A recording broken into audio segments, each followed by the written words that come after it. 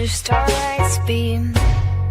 Heroes rise in this night they gleam. Pages turn and as fate intertwines. Saturday night, it rewinds. Special tales poke the mind in the city's electric light is torch. Heroes fight, every moment feels so right. Welcome to that weekend thrill, where stories flash and dreams at will. In this world we take a fight, Saturday night special guide in the night. Heroes unite, comics and anime, and bring new light. Journey through panels and vibrant screens. It's colorful. Welcome. It's Saturday night, which means it's time for Saturday Night Special, the sixth best show on Renovision. With comments such as, "For the love of God, let your friend stay where he's at," SNS, and that channel is a rest area toilet bowl, and you don't need any more stinking up the best comic YouTube show going. And this is an absolute terrible watch. Such douche chills. How about we check in with Jedi Johnson and see if he thinks the boys are ready to start the show? No, I still think we're more prepared than SNS, even with the rush we did on the show. Well, shit, I hope you boys are ready to bring the mayhem, because an all-new episode of Saturday Night Special starts in 3, 2, 1.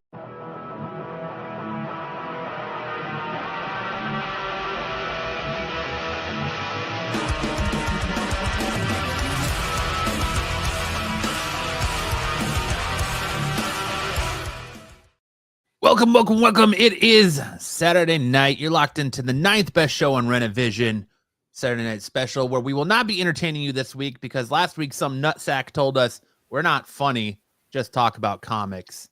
I think we got a good show for you guys tonight. As always, we got our best and worst coverage of the week. We got Time Tunnel. We got Dodgeball. We got anime. We've got all the goodness. MCM mega character matchup. We got a tight show. And as always, we finish strong with Misconnections as we depict who Styx is looking for love from this week. How you guys doing? Doing What's good. going on, Sam and Styx? How you guys doing this week? Oh man, it's been a super good week, super busy week. Finally getting through all of my work stress. I'm starting to feel a little bit more relief. Probably won't die of a heart attack this week. That's pretty exciting. That's always good. Been doing a little bit of extra self-loving this week, huh? Well, I don't know that that's how I would term it. I would just say stress relief. When there's a task that I don't want to do and then I do it, I feel better. That's good. Yeah, that's the self-love I do. Stop procrastinating and get your job done. Yeah. there you go. I'm still not there yet. I still procrastinate on everything. Yeah. But what about you, Styx? What's new with you? I'm glad that you don't have a prom this week. No problem this week. Last week I was not here due to school dance prom. Yes. But no, nothing until May, I don't think. Were you dancing with the other chaperones? I was not. Is there a little Styx chaperone club? Rule number 1, don't talk about chaperone club. You ever seen the movie Heavyweights? Yes, I was watching it yesterday with my kids. Okay. Yeah, I have seen that movie. So the camp counselor, Tim, when they're at the dance scene and he's all skinny, just dancing out on the floor himself, that Styx it when he chaperones a prom. He's Isn't just that out the there guy going that crazy. smothers himself in s'more ingredients later on in the show? Yep. I won't be doing that. That's Styx. But let's say what's up to the chat real quick before we get our show started tonight. What's up, GT? Here as always with the thumbs up and the wave. Ed said, "I just don't care anymore." Oh, poor Ed. Tommy Longbox says, "Douche chills and laughs." Ed says, "Watching a movie. With any luck, I'll make it for Sam's segment." If I'm lucky, Ed. The lovable Tyson says, "Good evening, fellas." Tyson, I haven't seen the updates to the thumbnail yet. Unless the Z's in there are new. Are the Z's new? I can't tell. Yeah, the snoozing is new. Okay. Still, He had a new one. Space heater. What is that? It looks like a garbage can. Oh, garbage can. Yeah. Okay. He had a new one during qualified. He had a new icon during qualified. Did he? Yeah. Well, I always look forward to the additions Tyson adds onto that. Hello, sir. Bride Dazzle. Brad Dazzle says hello. Hello. And Mega says, then a task comes along, you must whip it. Let's whip it. And whip it good. TK What's up, says, what's TK? up? What's up, everyone? How's it going? What's up, TK? What a week, man. I'm ready. Ready to get this show started, Sam. What do you got for us as a topic starter this week? Well, okay. So part of my biggest problem is time management. And so I guess Instagram knows this. And so it sent me the incomparable Ed Milet to teach me how to manage my time better. So if you'll click on the furthest left. We've seen this guy before, haven't we? No, that's the furthest That's right. Sorry, it's different for me. Fucking switched. Here we go. Okay, he says, you're crazy. I'm not crazy. You're crazy for thinking that it takes 24 hours, just like some dude in a cave 300 years ago. My second day starts at noon, goes till 6. That's day 2. Then the next day, 6 to midnight. What I've done now is I've changed and manipulated time. I now get 21 days a week. Stack that up over a month, I'm going to kick your butt. Stack that up over a year, you're toast. Stack it up over 5 years, my entire life is different than it would have been otherwise. Okay. So What? so someone turned this into I a lost. daily Instagram release. And I have been following it for about a week. And then I realized, like, these are coming out every 6 hours. They're using the Ed Milet schedule. And they're starting to stack up. So if we go back to the slide, you can see the middle one. It's starting to take its toll on poor Ed. Changing, manipulating time. He's got Adam Warlock eyes beaming. The host is just staring at him like, okay. What the hell are you talking about? And then after 100 days, Ed Milet has transcended into the realm of the gods, the digital gods. That is, as you would call it, Super Saiyan form. All right. So, couple of issues to bring up here. I like that he's still shooting lasers out of his eyes, even in God form. He's stacking it up. So, first off, correct me if I'm wrong, but I don't think we were living in caves 300 years ago. I feel like we were pretty well on our way to civilization as we know it 300 years ago. In fact, the birth of our nation was a mere 50 years away. So I guess the biggest question is, how does Ed do his math? Secondly, On his fingers and toes. Why does Ed need 4 days to do what I can do in 1 day? He's on that Dwayne the Rock Johnson method where you only sleep for like an hour a day. He's just driven by pure ambition to get out there. Well, he didn't in his little speech. He talks about 6 to noon, noon to 6, and then 6 to midnight. He doesn't talk about midnight to 6 a.m.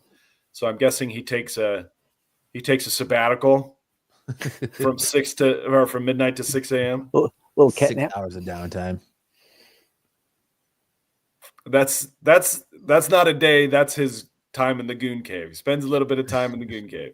That's when he's taking his bump of coke to keep going and injecting his steroids for when he hits the gym. He's got to reload. He's got to trim. Look at that his beard. vein in that neck, bro. You can't tell me. He's got to take some steroids, do some cocaine, trim his beard. Couple of Quaaludes. He's ready to roll again. Get pumped up. He had a massive workout before this. Look at this vein in his arm, too. Well, he's stacking it up over the course of 5 years. You stack it That's up what over it a is. month, he's going to kick your butt. Stack it up over a year, you're toast. Stack it up over 5 years, you're a chocolate croissant. Ooh. That must be what's his name? Hell's Kitchen's theory too, and then you're an idiot sandwich as he puts your head Gordon between two Ramsay. pieces of bread. Gordon He's Ramsay. stacking it up, stacking the bread up. What do you guys do to manage your time wisely? I don't. And then what do you do? What do you do during the midnight to 6 a.m. day off? I hammer at home. Oh, damn. Get it. Yeah. Damn. Well, it helped me to follow this, so to know that I can change and manipulate time simply by setting alarm clocks. It's like, good job, Ed. You discovered shifts, discovered work shifts. There's a morning shift, an afternoon shift, and an evening shift. Congratulations. What's up, Sareth? What's up, Sarah? Sarath. Yeah. I want to know how he's like. Is he trying to say he's getting a full like 8-hour work day in 6, and then his second day in another 6? Because if you discover this out, I smell a shorter work week coming our way. I think what he's trying to say is your perception of time is up to you. You don't need to listen to the U.S. standards, weights, and measures, folks. Make your own calendar. Do it your own way. You want to have the same calendar as a dog? You go right ahead. There's no one to stop you. We're not living in caves like we did 300 years ago. We're living This is telling me is I'm going to tell my boss on Monday, listen, I'm only going to work from 6 to noon. And then from noon to 6. Hang on, Matt. Then from noon to 6, I'm taking my sabbatical. No. You got it all wrong. Remember, you work 1/3 of each day, right? 8 hours a day. So of that 6 hours, you only have to work 2. Oh, even better. So you can. My boss will love that. Take your shift Sure he will. from 10 a.m. to noon. Then you're home, or let's put it right in the middle. So 8 a.m. to 10 a.m. Then you're off for 4 hours. Then you come back at 2 p.m. to 2 p.m. to 4 p.m. All right, hold on. Let me get it. 8 p.m. to 10 p.m. 6 hours. We're gonna make my schedule right now. Ready? All right. So we're gonna start from 6. All right. 6 a.m. to what? 6 to noon. Oh, okay. Between 6 and noon. So from 6 a.m. to So you work the 2 middle hours. 7 That's 8 to 10. 6 to 10. 7. Beat it like I stole it. Yeah, there you go. Rub it out. Yeah. So then 8 to 9. Eat breakfast. Contemplate beating again. All right. This is a way to really stack it up. You're so stacking 10 to it noon, actually doing work. Okay, so there's my first 6 hours. All right. So copy paste. 12. What do you say? 12 to 12:15. Hydrate. Gotta make sure hydration. Yeah. What do I do with the rest of my day? He might be onto something. Drugs. Do another 2 hours of work. Call a buddy. See, where chat are with we him at? for We're 2 at hours. Okay. 12:15. Prepare the sketches for the podcast. 12:15 to 1 me time. Yeah, Not personal including time. beating it like I stole it. Okay. 1, 2, 3. Clap. You gotta sneak a meal in there somewhere.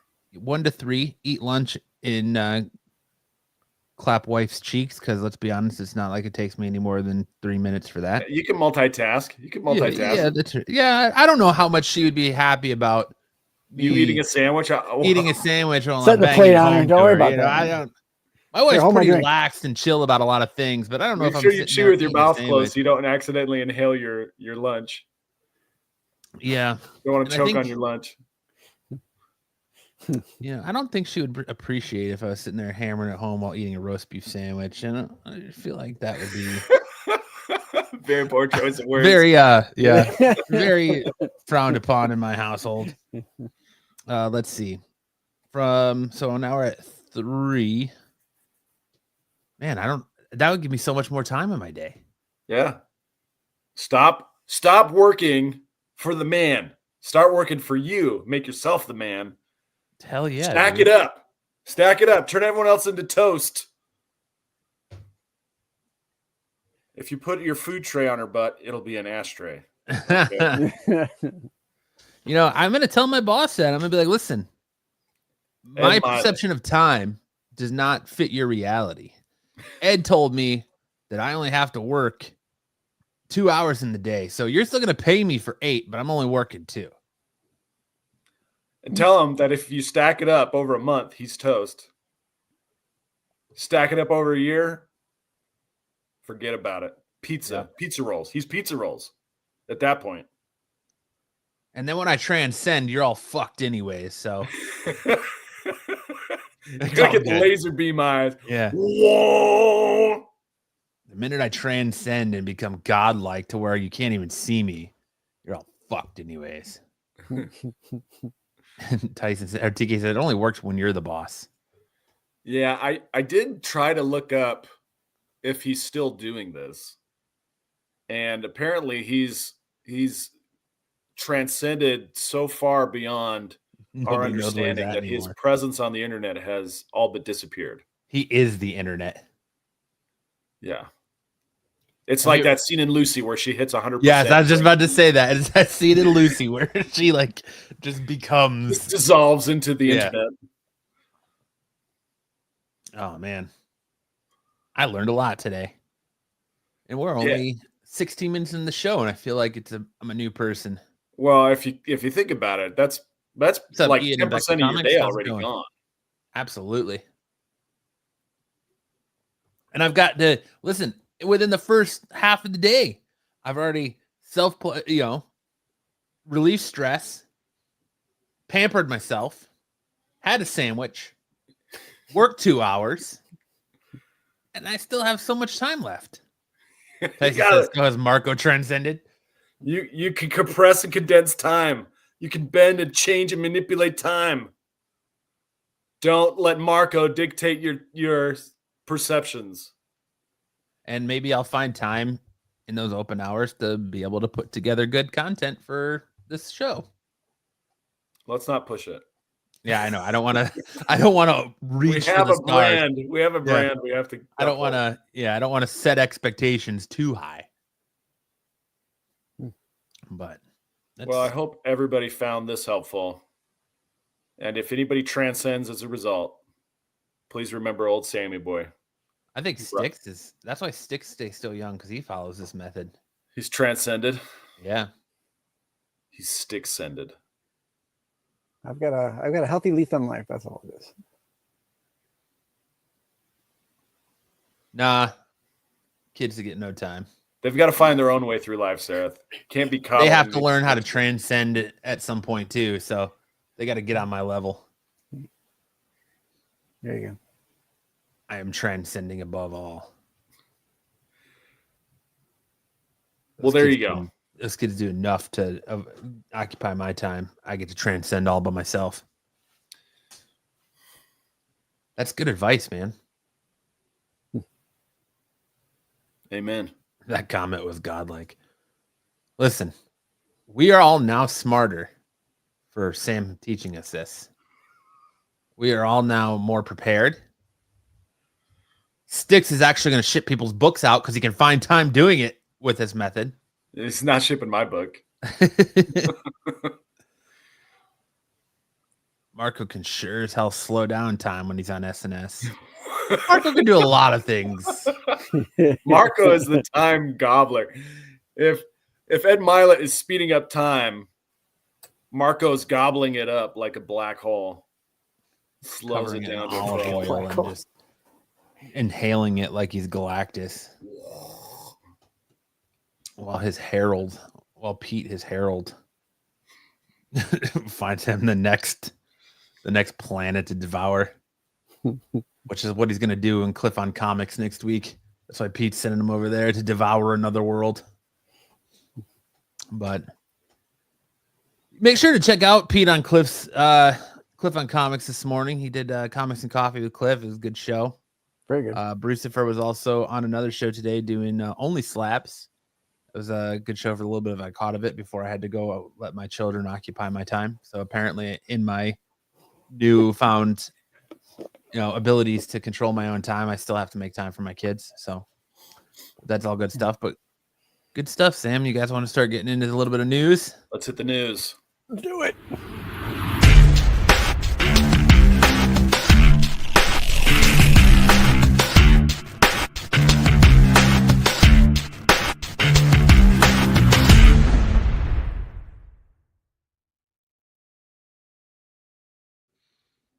Kicking us off tonight, got a little bit of X-Men news flying around. X-Men Jesse Plemons. Yeah, I know his name. Jesse Plemons, rumored to be in the mix to play Beast in the MCU reboot.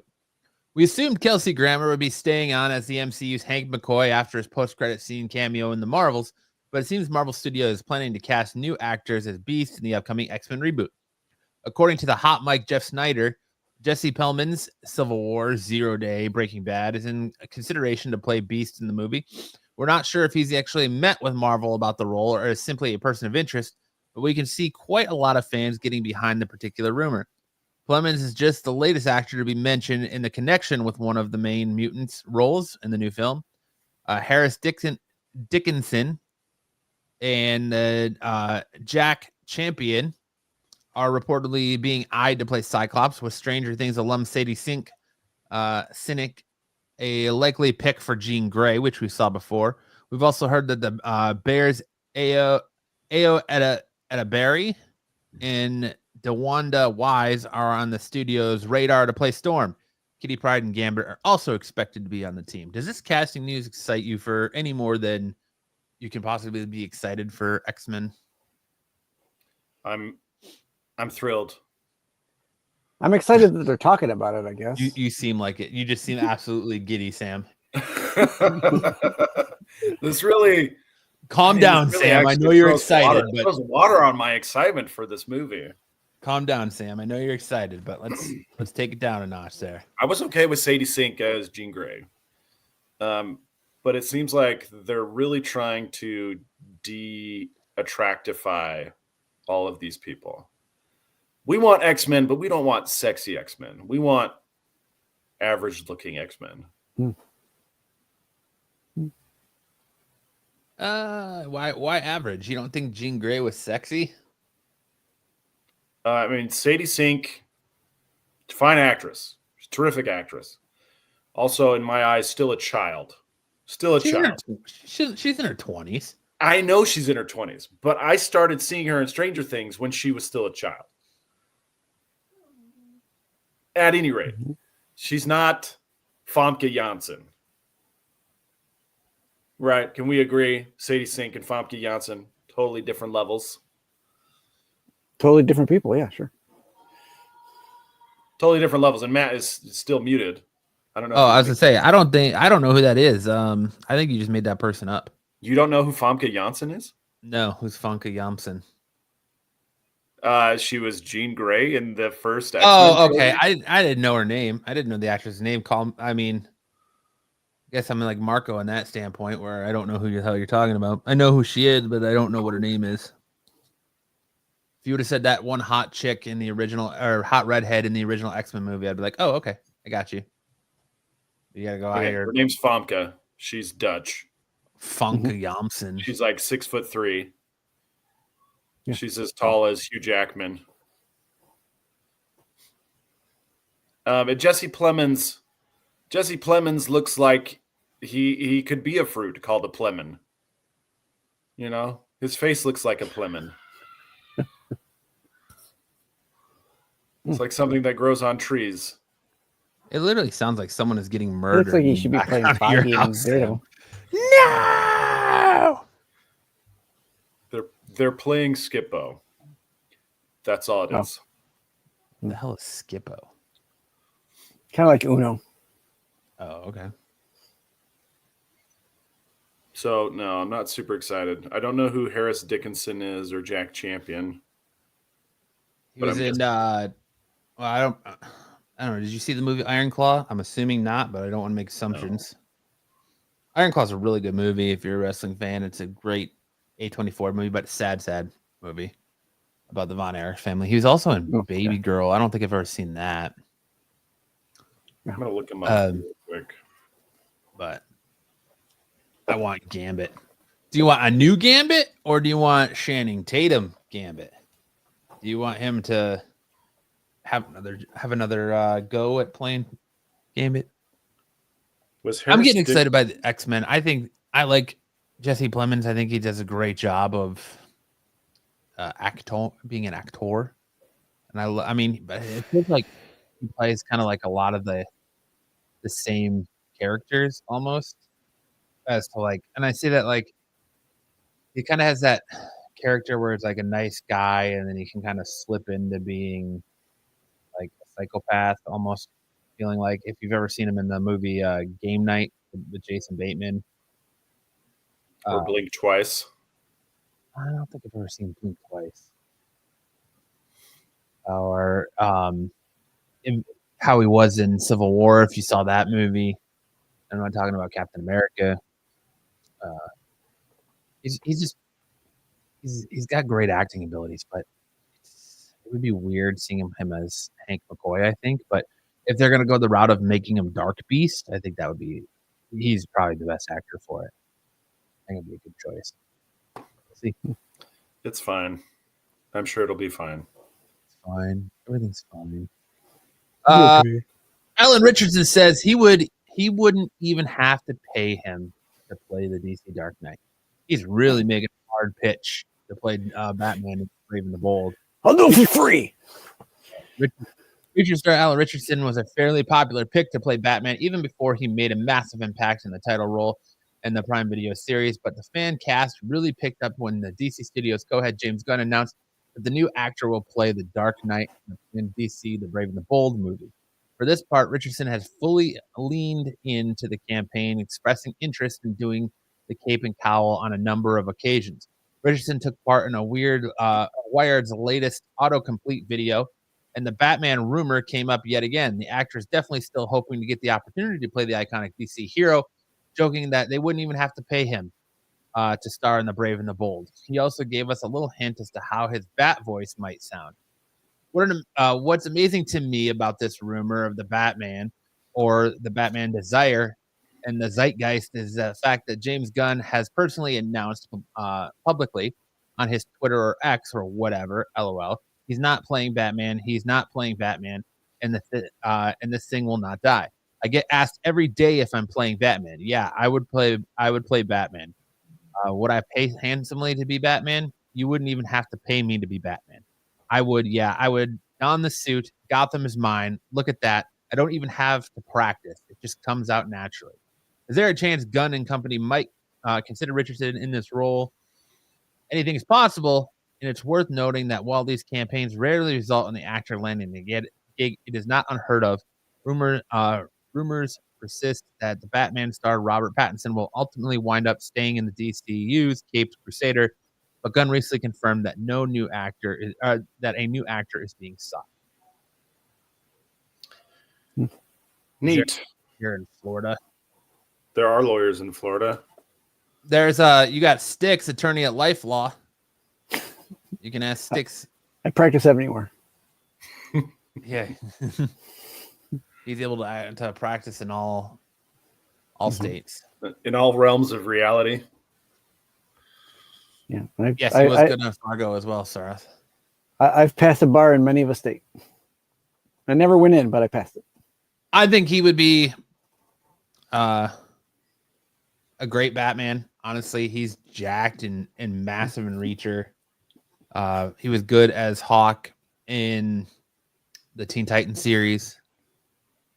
I think he would be a fantastic. He's Batman not afraid to do steroids. No. You don't think he's natty?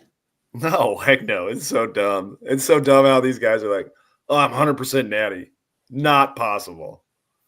Not remotely possible. I don't know if there's a lawyer in the community in Florida, but I mean, Sam is a lawyer. I don't know how much he would charge you to ask your question, but I'm not licensed in Florida. So I'm going to have to, I can help you. I can help you find somebody, but we'll do it offline. And he's a man that G God. Reach out to me on my Instagram and I'll help you find a lawyer in Florida, but he'll help you, Hartman. All Is right. that who that is? Is that Hartman? I threw this in here for Sticks because I feel like Sticks never gets enough Doctor Who love, and I'd like to hear Sticks' point of view because I have no idea. I've never heard of this dude before. All right. Kevin Feige may be off to Lucasfilms, and Doctor Who fans know exactly who should replace him. Russell T. Davies may be the best known for his Doctor Who projects and domestic dramas, but he is also a self-proclaimed fan of comic books. The writer told Doctor Who magazine about how he desperately wanted to be a comic artist as a child. However, his career advisor during his school days persuaded him against pursuing the career because of how he is colorblind. Russell T. Davies is particularly a fan of the Extrix and Peanuts comics and has publicly expressed his thoughts on the MCU shows like Loki. Russell T. Davies has already been approached to helm a Marvel Studios project. He was offered an MCU TV series in 2024. According to Radio Times, not much is known about the property he was offered, other than it was a British Marvel show, probably Captain Britain. Unfortunately, Russell T. Davies turned it down, but there's new shows that Disney and Marvel Studios are interested in Russell T. Davies. Exquisite acting talent. The same interview confirmed his interest in the MCU, seeing Russell T. Davies confirm how he hatched the TV programs as they drop on Disney Plus, or how he watches the Disney programs as they drop on Disney Plus. All right. Russell T. Davies as a Doctor Who writer and showrunner is fine. But I wouldn't put him in Marvel. I don't think the way he writes is for Marvel. The way he writes is very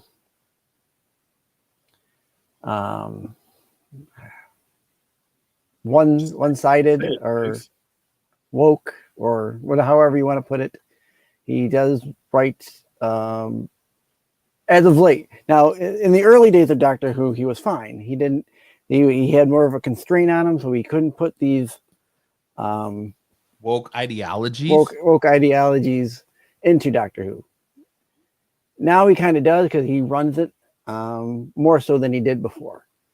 I still enjoy Doctor Who, even the way he writes it, but I don't believe the way he writes with his the way he's been thinking as of recent is good for MCU and it going forward. So you don't think he's the guy to replace Kevin Feige, huh? Absolutely not. Absolutely not. Interesting. Yeah, no. I've never heard of him, and that's why I was like, I wonder what Styx' opinion on this is. Our resident Doctor Who. Yeah. fanatic. His shows for BBC are all LGBTQ centric, or for the most part. So unless you have a LGBTQ character for Marvel for him to write, I don't see him doing. He's definitely not doing Spider-Man or Captain America or anything like that. So, and Captain Britain might have been the one they wanted him to do, but I don't know. That I don't know. Buffy guy said if they're picking from Doctor Who, they need is Stephen Moffat. See, Stephen Moffat was a lot better than Russell. I agree with Buffy. He did Jekyll. He did Sherlock. He did Doctor Who. So he's got a little bit more mainstream stuff. Yeah. But he's also like, those shows all kind of fall apart in the second half of their run. So I don't think Stephen Moffat's really the guy either. Yeah, I don't know who you would want. I don't think there's a showrunner in Britain that I would pick to replace Fahey. If Fahey's looking to leave, I don't know who you would replace him with here either. Well, it's rumored that he's leaving, and just like Kathleen Kennedy is rumored to be leaving Lucasfilm, but he's not leaving until after Secret War, until after X-Men comes out. So it's still a couple of years, but you know, well, he's still got probably 5 years left, if not more, maybe 6. But it's still interesting of like who they would look at to replace Feige. Yeah. Well, I will say Russell T. Davies is not the man to replace Feige. But he's having trouble right now with fans and how he's running Doctor Who. I don't think he needs to be going into this 10-year gap like Marvel runs with their shows. Like every 10 years, there's a certain arc going on. Why people are just not liking that he's focusing on the topics he is, like the LGBTQ stuff, or the feeling is that he's too in your face with his ideology. Almost like he's cramming it down your throat. Yeah, like you can write a story about that and be not like in your face and forward about it, but it's some of the stuff he's done has been just that, just kind of in your face. Hey, this is the way I'm going to write it. This is how it goes, type stuff. So, all right, Styx has spoken, therefore thou it shall be. Marvel Legends Doctor Doom premiere helmet is worthy of Marvel's greatest villain. For years, he's been sidelined in less than stellar live-action adaptations, but now Marvel Comics' greatest villain of all times, Doctor Doom, is about to get his debut in Avengers Doomsday. But before Robert Downey Jr. puts on the iconic metal mask for Victor Von Doom in the MCU, you might want to honor the original Jack Kirby Stan Lee version, and soon you can. With the new Marvel Legends Doctor Doom premiere role-play helmet from Hasbro, Thanos is so yesterday's news, Hasbro's Marvel Legends proudly presents this 1-in-1 scale replica of Doctor Doom's classic helmet. Role-play helmet with premium design and deco is inspired by the character's signature look in the Marvel Comics.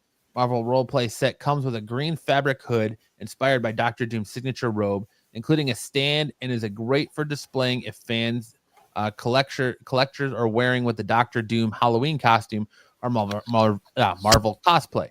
Imagine putting on this brilliant mind of Victor Von Doom against Reed Richards and the Fantastic Four, bringing comics-inspired sets to life with Marvel Legacy action figures, role-play gear, and collectibles, each sold separately, subject to availability. This is pre-ordering now. You can pre-order it as of the 6th. It's going for about $100, and boy, do I want one of these. You'll have to wear it on the show. I just want to display it on a shelf right behind me or something. I might have to pre-order it. It looks sick. It looks real sick. I tried to ask Pete today if he was going to buy everyone on Renovision one, but he didn't answer me. I was like, listen, you've got that CBSI money. Don't act like you don't. You buy us all Dr. Doom helmets. Just don't leave Styx in charge of shipping. Yeah, he wanted to act like he didn't hear what I was asking, so curse you, Pete. If these were like the mini NFL helmet type sizes, and you can just, I think I would go for that. I don't need a full size one. I was like, what about Super Chat money? And he scoffed at me and he was like, listen, you're the 9th best show on this channel. Nobody's giving you Super Chat money. Don't act like you're tack. And I was like, all right, I understand. I thought we had $100. No, I don't know. I don't keep charge. I don't keep track. Well, neither does Pete. No, we do. We have Super Chat money set aside. I'm just kidding. Pete spent our money on lifts, so yeah, wedges for his shoes. He spent our money to ship out Whatnot books that he sold. He was like, everyone gets free shipping. It's on the SNS boys.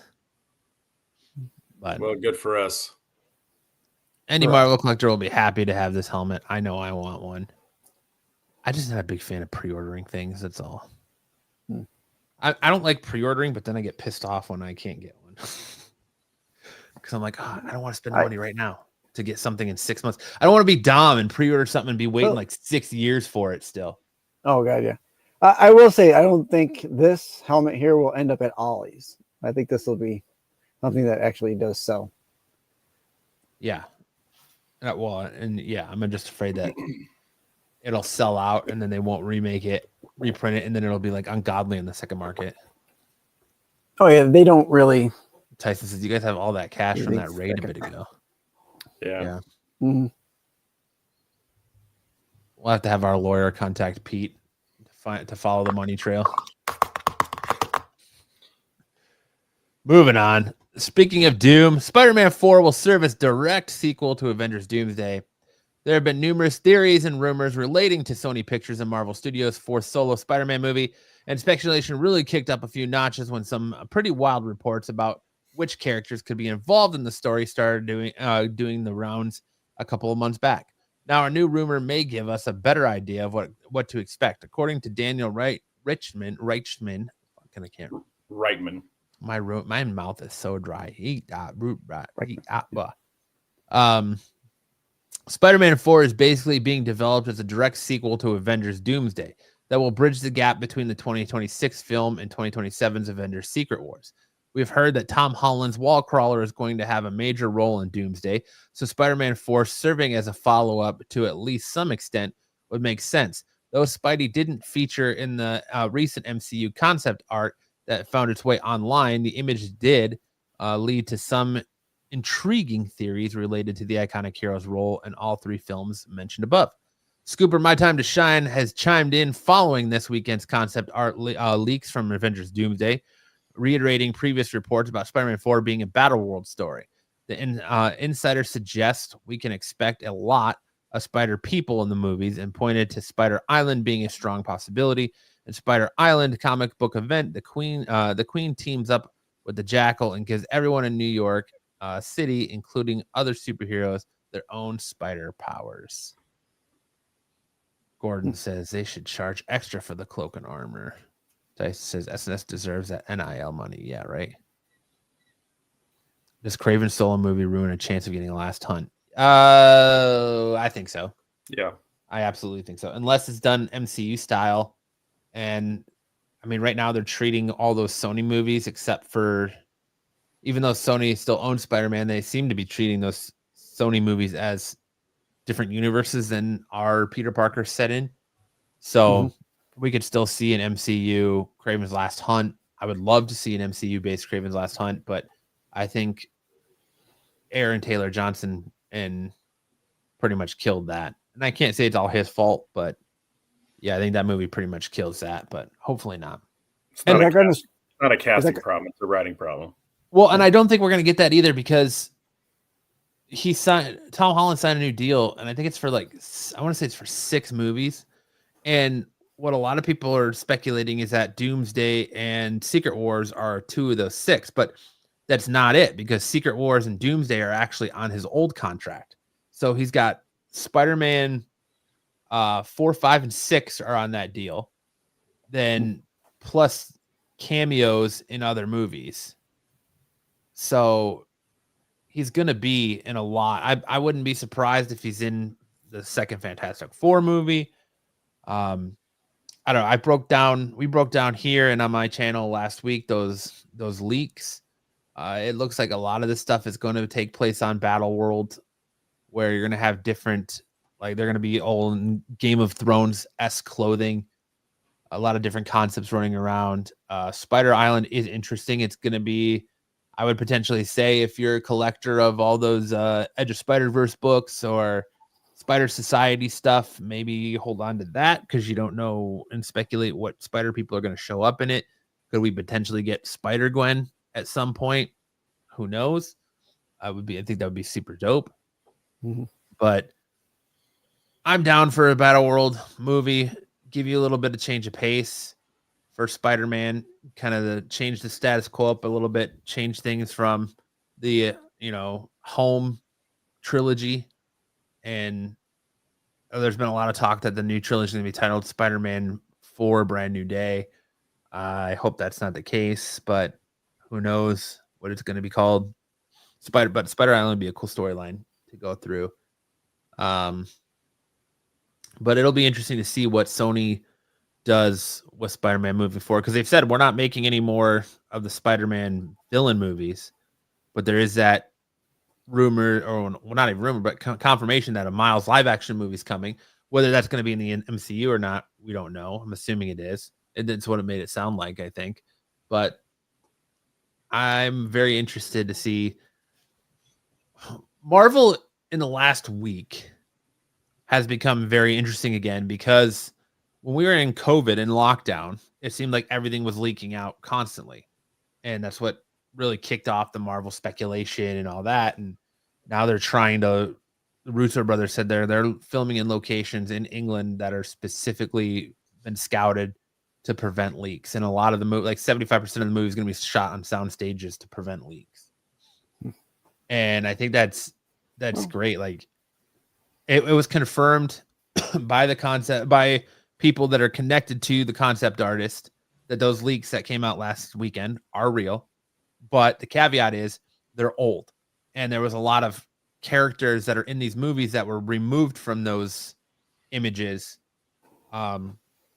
So they're speaking about 3 years old.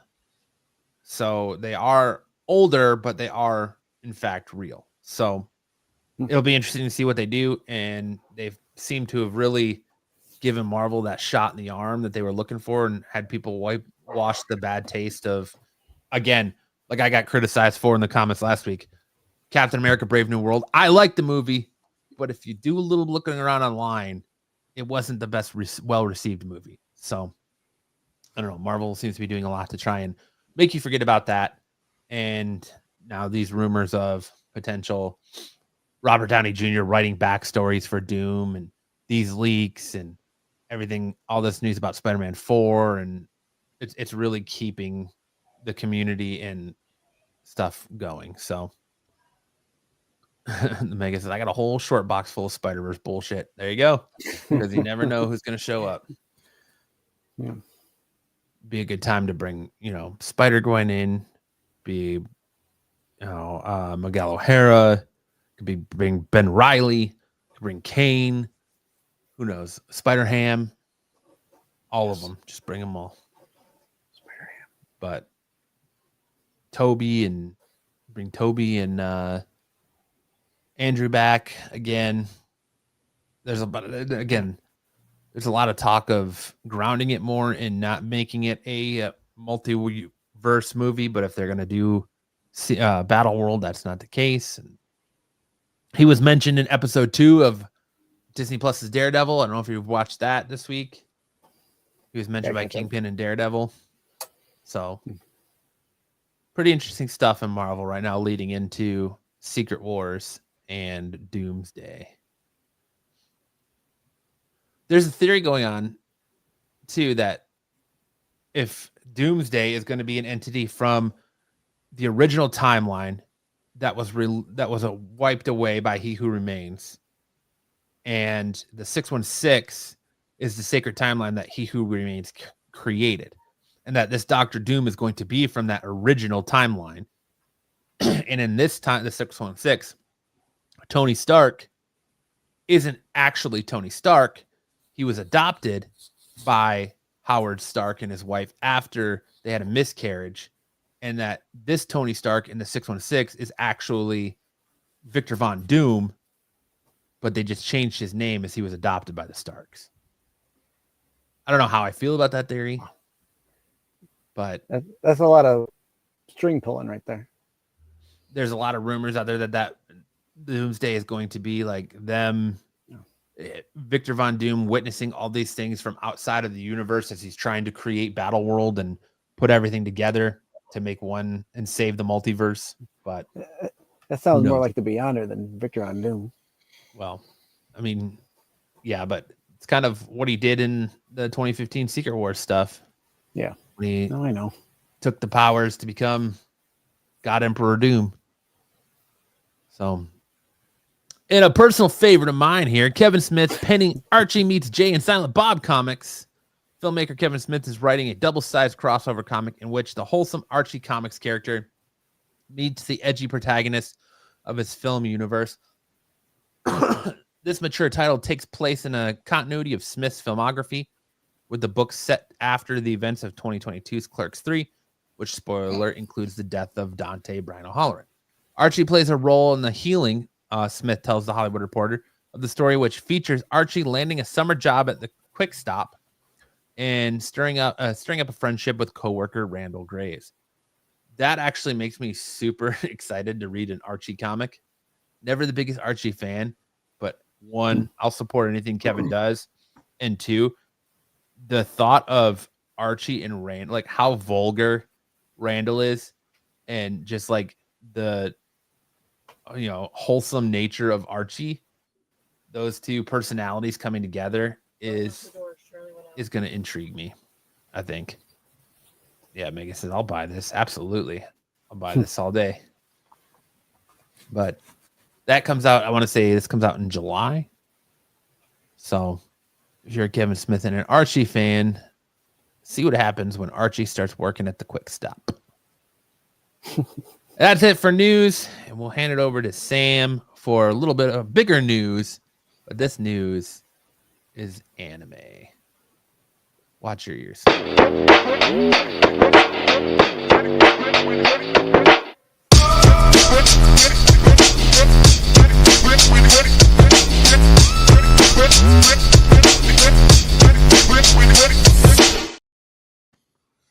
Yo, yo, yo, here we go. We got a quartet of news stories. We'll start with probably the lightest one for you guys. Haikyuu is going to get a new movie and special anime project. The new movie is called Haikyuu versus the Little Giant. This is one of the games that is in the national tournament.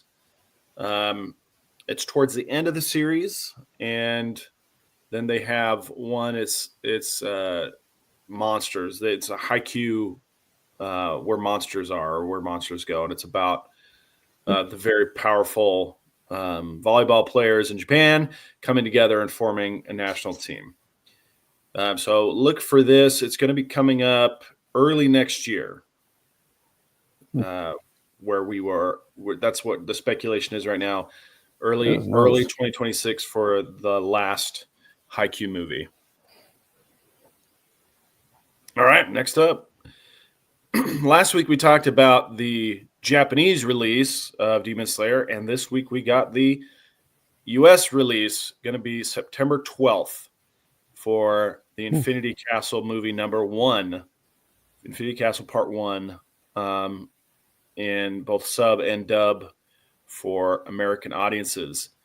Having read this series from start to finish, this is going to be very exciting. It's going to be really high quality animation, really high stakes. I'm looking forward to this trilogy of movies. It's going to do gangbusters, I think. I think this is going to be a phenomenal series. So look for that in September. Then we got a couple of Dragon Ball bits that I wanted to share. On the left, you have the Toyotaro cover for Dragon Ball Super Volume 24. That's going to be coming out in just a month or two, featuring all of the main Saiyans and Piccolo's latest transformations as of Dragon Ball Super Superhero. So you have in the foreground, you have Ultra Instinct Goku, Ultra Ego Vegeta. In the middle, you have Beast Gohan.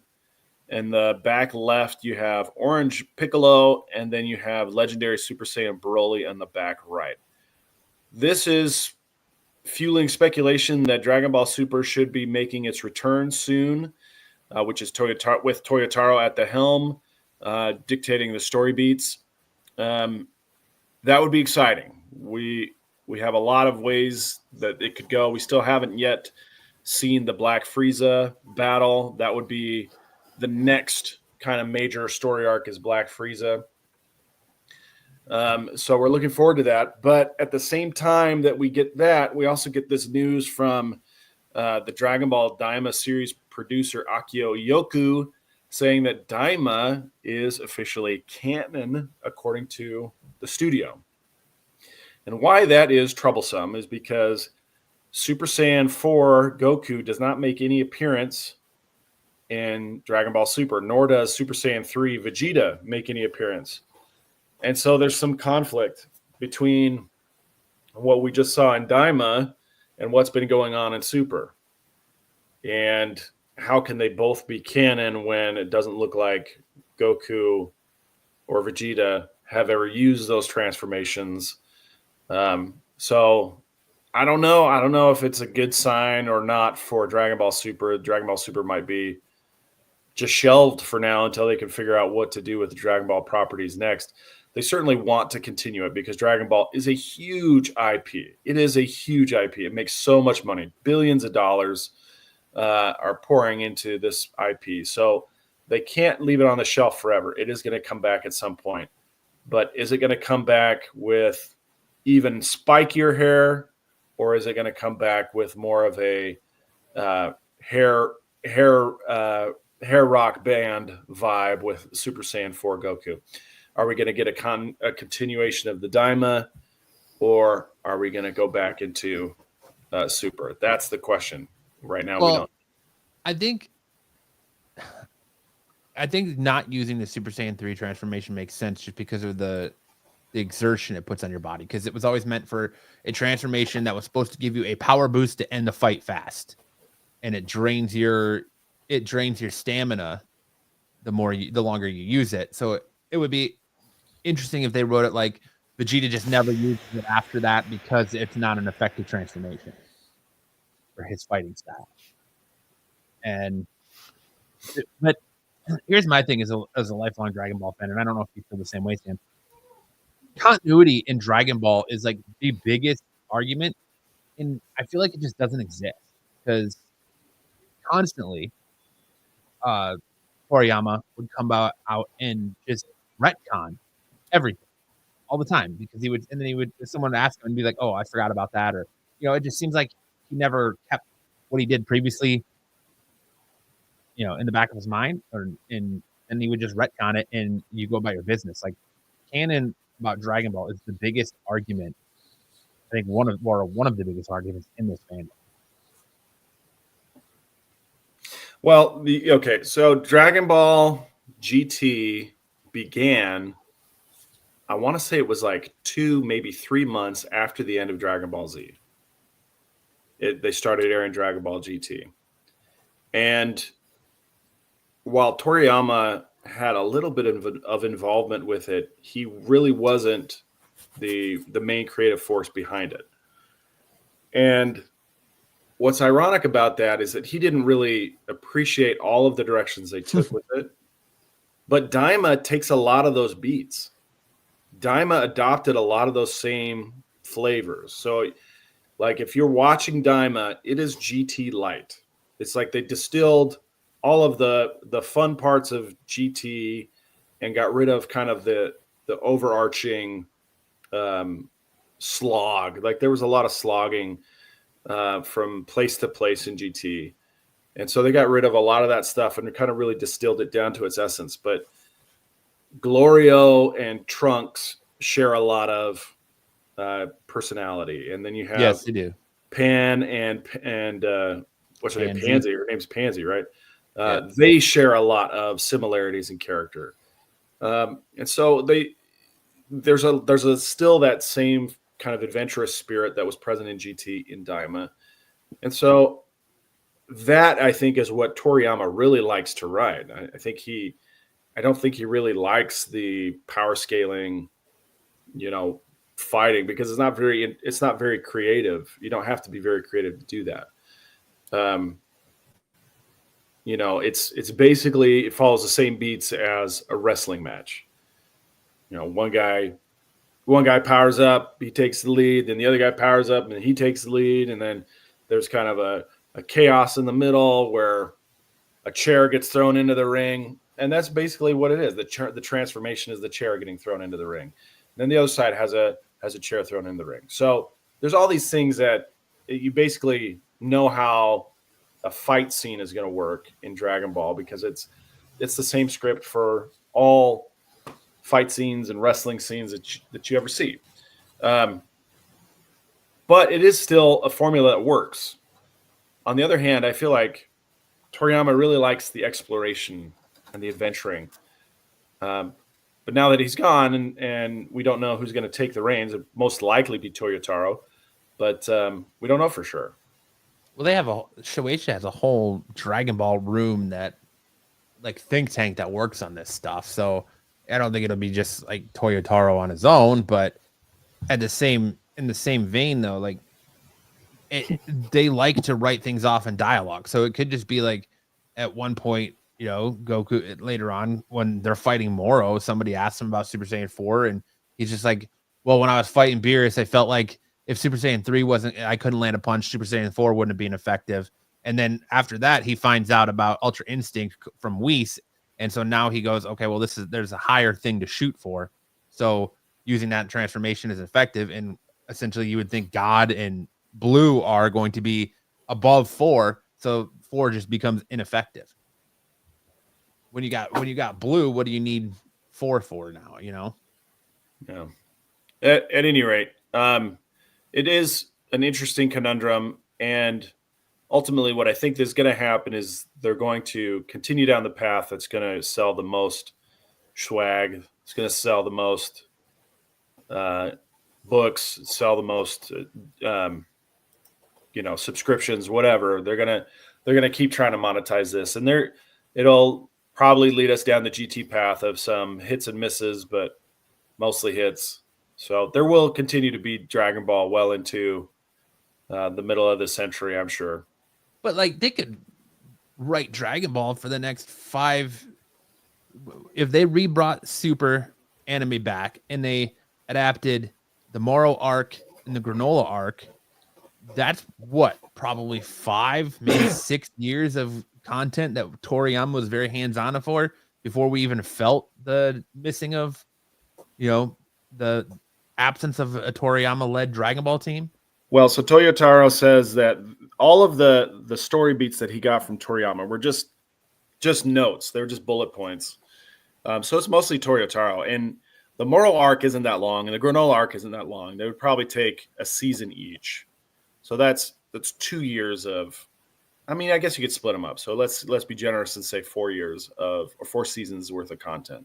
Well, include superhero because they've liked that track record of retelling movie stories. So if they add up the story of superhero to the anime too. Yeah, I suppose they could do that. I really don't want to see that happen. I would rather them focus on getting the story right for Black Frieza and put their mental facilities there.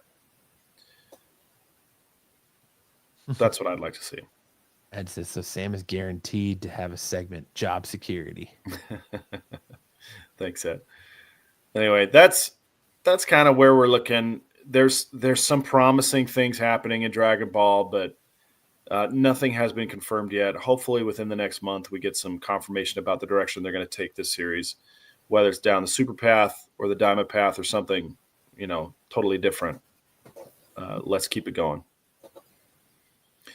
And then probably the most exciting news this week, we now know when One Punch Man Season 3 is going to premiere.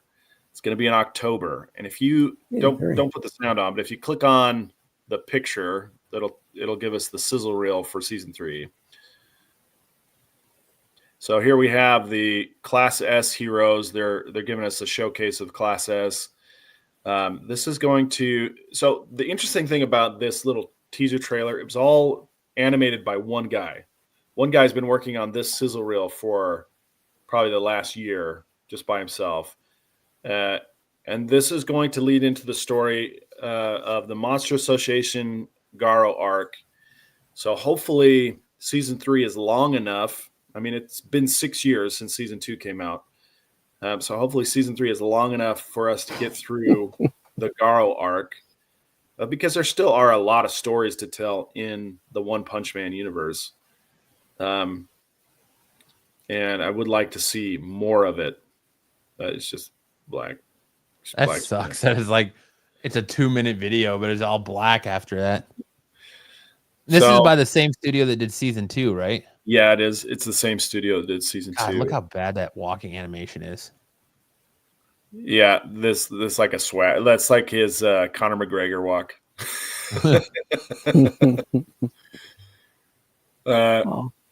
Yeah, this is not done by the full animation studio. This is just a sizzle reel. It's not the actual trailer. It's just like a concept art. So it's very basic. What does Class S stand for? What does the S stand for in Class Special. S? S tier. S Top of the stands for class. special. Buffy says super. Anyway, looking forward. Really excited about season 3 coming in October. And then we've got one more thing, the manga spotlight. This is the artwork from Boichi's Martial King. I am really digging this series. It's only 5 chapters in. And it's fixing to be like a One Piece type story. He's got a quest where he's trying to become the Martial King. It's set in the Old West. It's going to have this very kind of Gulliver's Travel vibe. Right now, he's at kind of a prologue martial academy, and he's just killed one of the major outlaws of the era. And the artwork is sensational. I feel like the story has a lot of promise. So if you haven't started reading Martial King, I invite you to check it out right now on the Shonen Jump app or Manga Plus app. I think this is going to be a big hit in the next 5-10 years. It could be running for a long time, and it might be the spiritual successor to One Piece when that eventually wraps up. So check out the Martial King. I hope you guys do. That brings us to the end of the big news segment. And now, guess what? It was Fidel's birthday 3 days ago. Hey, Happy birthday, Fidel. our new secret agent. He's out there. He reminds me of, like, have you ever seen Pure Luck? Do you remember that what was that Martin Short movie, Pure Luck, where it's just haphazardly falling into the right place because his luck is so terrible? That's kind of how I feel like Fidel. Fidel just kind of haphazardly, if he's our secret agent, he's going to just haphazardly fall into nuclear secrets, and then,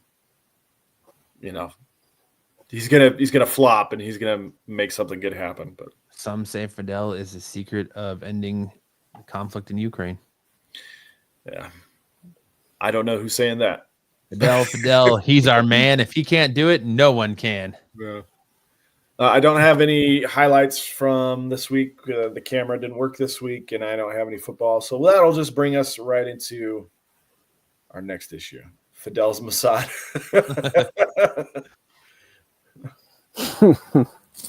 Yeah, it's because the camera took a hit the other week, so now it wouldn't work, huh?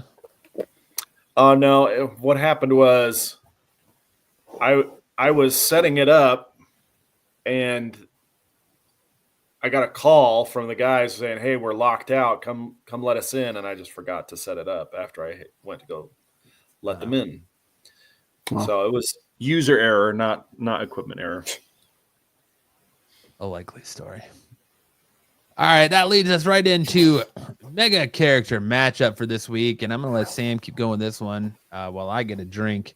Last week we found out that our next matchup is going to be Shazam versus Abomination. Sam, why don't you tell us a little bit? We already know about Shazam. Shazam he has godlike powers. He's still killing it. That'll take us to Tell us a little bit about Abomination. Abomination has 7 on the scale of strength in the Marvel Universe, which means he's capable of lifting over 100 tons. That's quite a lot of weight. He has a 6 durability. He's very resistant to physical damage. He has a speed of 3 out of 10. Enhanced speed, but not as fast as some other superhumans. Certainly not as fast as like Hulk, I would say. But his fighting skills are a 2 out of 10. His intelligence is 3 out of 10. And his energy projection should be a 0. They don't go down to 0. It's 1 out of 10. He can throw electrical transformers. I guess that would be considered energy projection. His stats highlight his immense physical power, making him a significant rival to the Hulk. So it's basically magic versus brawn here. So here we go. Clash of the Titans. This fight takes place in a bustling city under siege by a rampaging abomination. Buildings are crumbling as the gamma-powered brute roars, daring any hero to challenge him. Responding to the call, Shazam, the champion of magic, arrives in a flash of lightning. Abomination, driven by brute strength and rage, charges at Shazam with incredible speed for someone his size. The fight begins with Abomination throwing cars and concrete debris, attempting to overpower the magically enhanced superhero. Shazam, with his wisdom of Solomon, analyzes Abomination's ferocious but straightforward attacks, dodging with agility granted by Mercury. Shazam counters by calling down a bolt of magical lightning, momentarily stunning Abomination. While Abomination is nearly invincible against physical force, Shazam's magic proves to be a different beast altogether. Enraged, Abomination retaliates with a devastating punch that sends Shazam crashing through a skyscraper. Yet, Shazam's stamina of Atlas allows him to quickly recover undeterred. The winner, ultimately Shazam, emerges victorious. While Abomination's brute strength and durability are unparalleled, Shazam's mix of wisdom, magic, and godlike powers give him the upper hand. His magical abilities exploit the one key weakness Abomination cannot overcome, his vulnerability to non-physical attacks like magic. A final electrifying lightning strike knocks Abomination unconscious, saving the city. There's your winner, Shazam. Shazam! See who's fighting next week. Let's see if we can get someone to finally take out Shazam. Come on, sticks.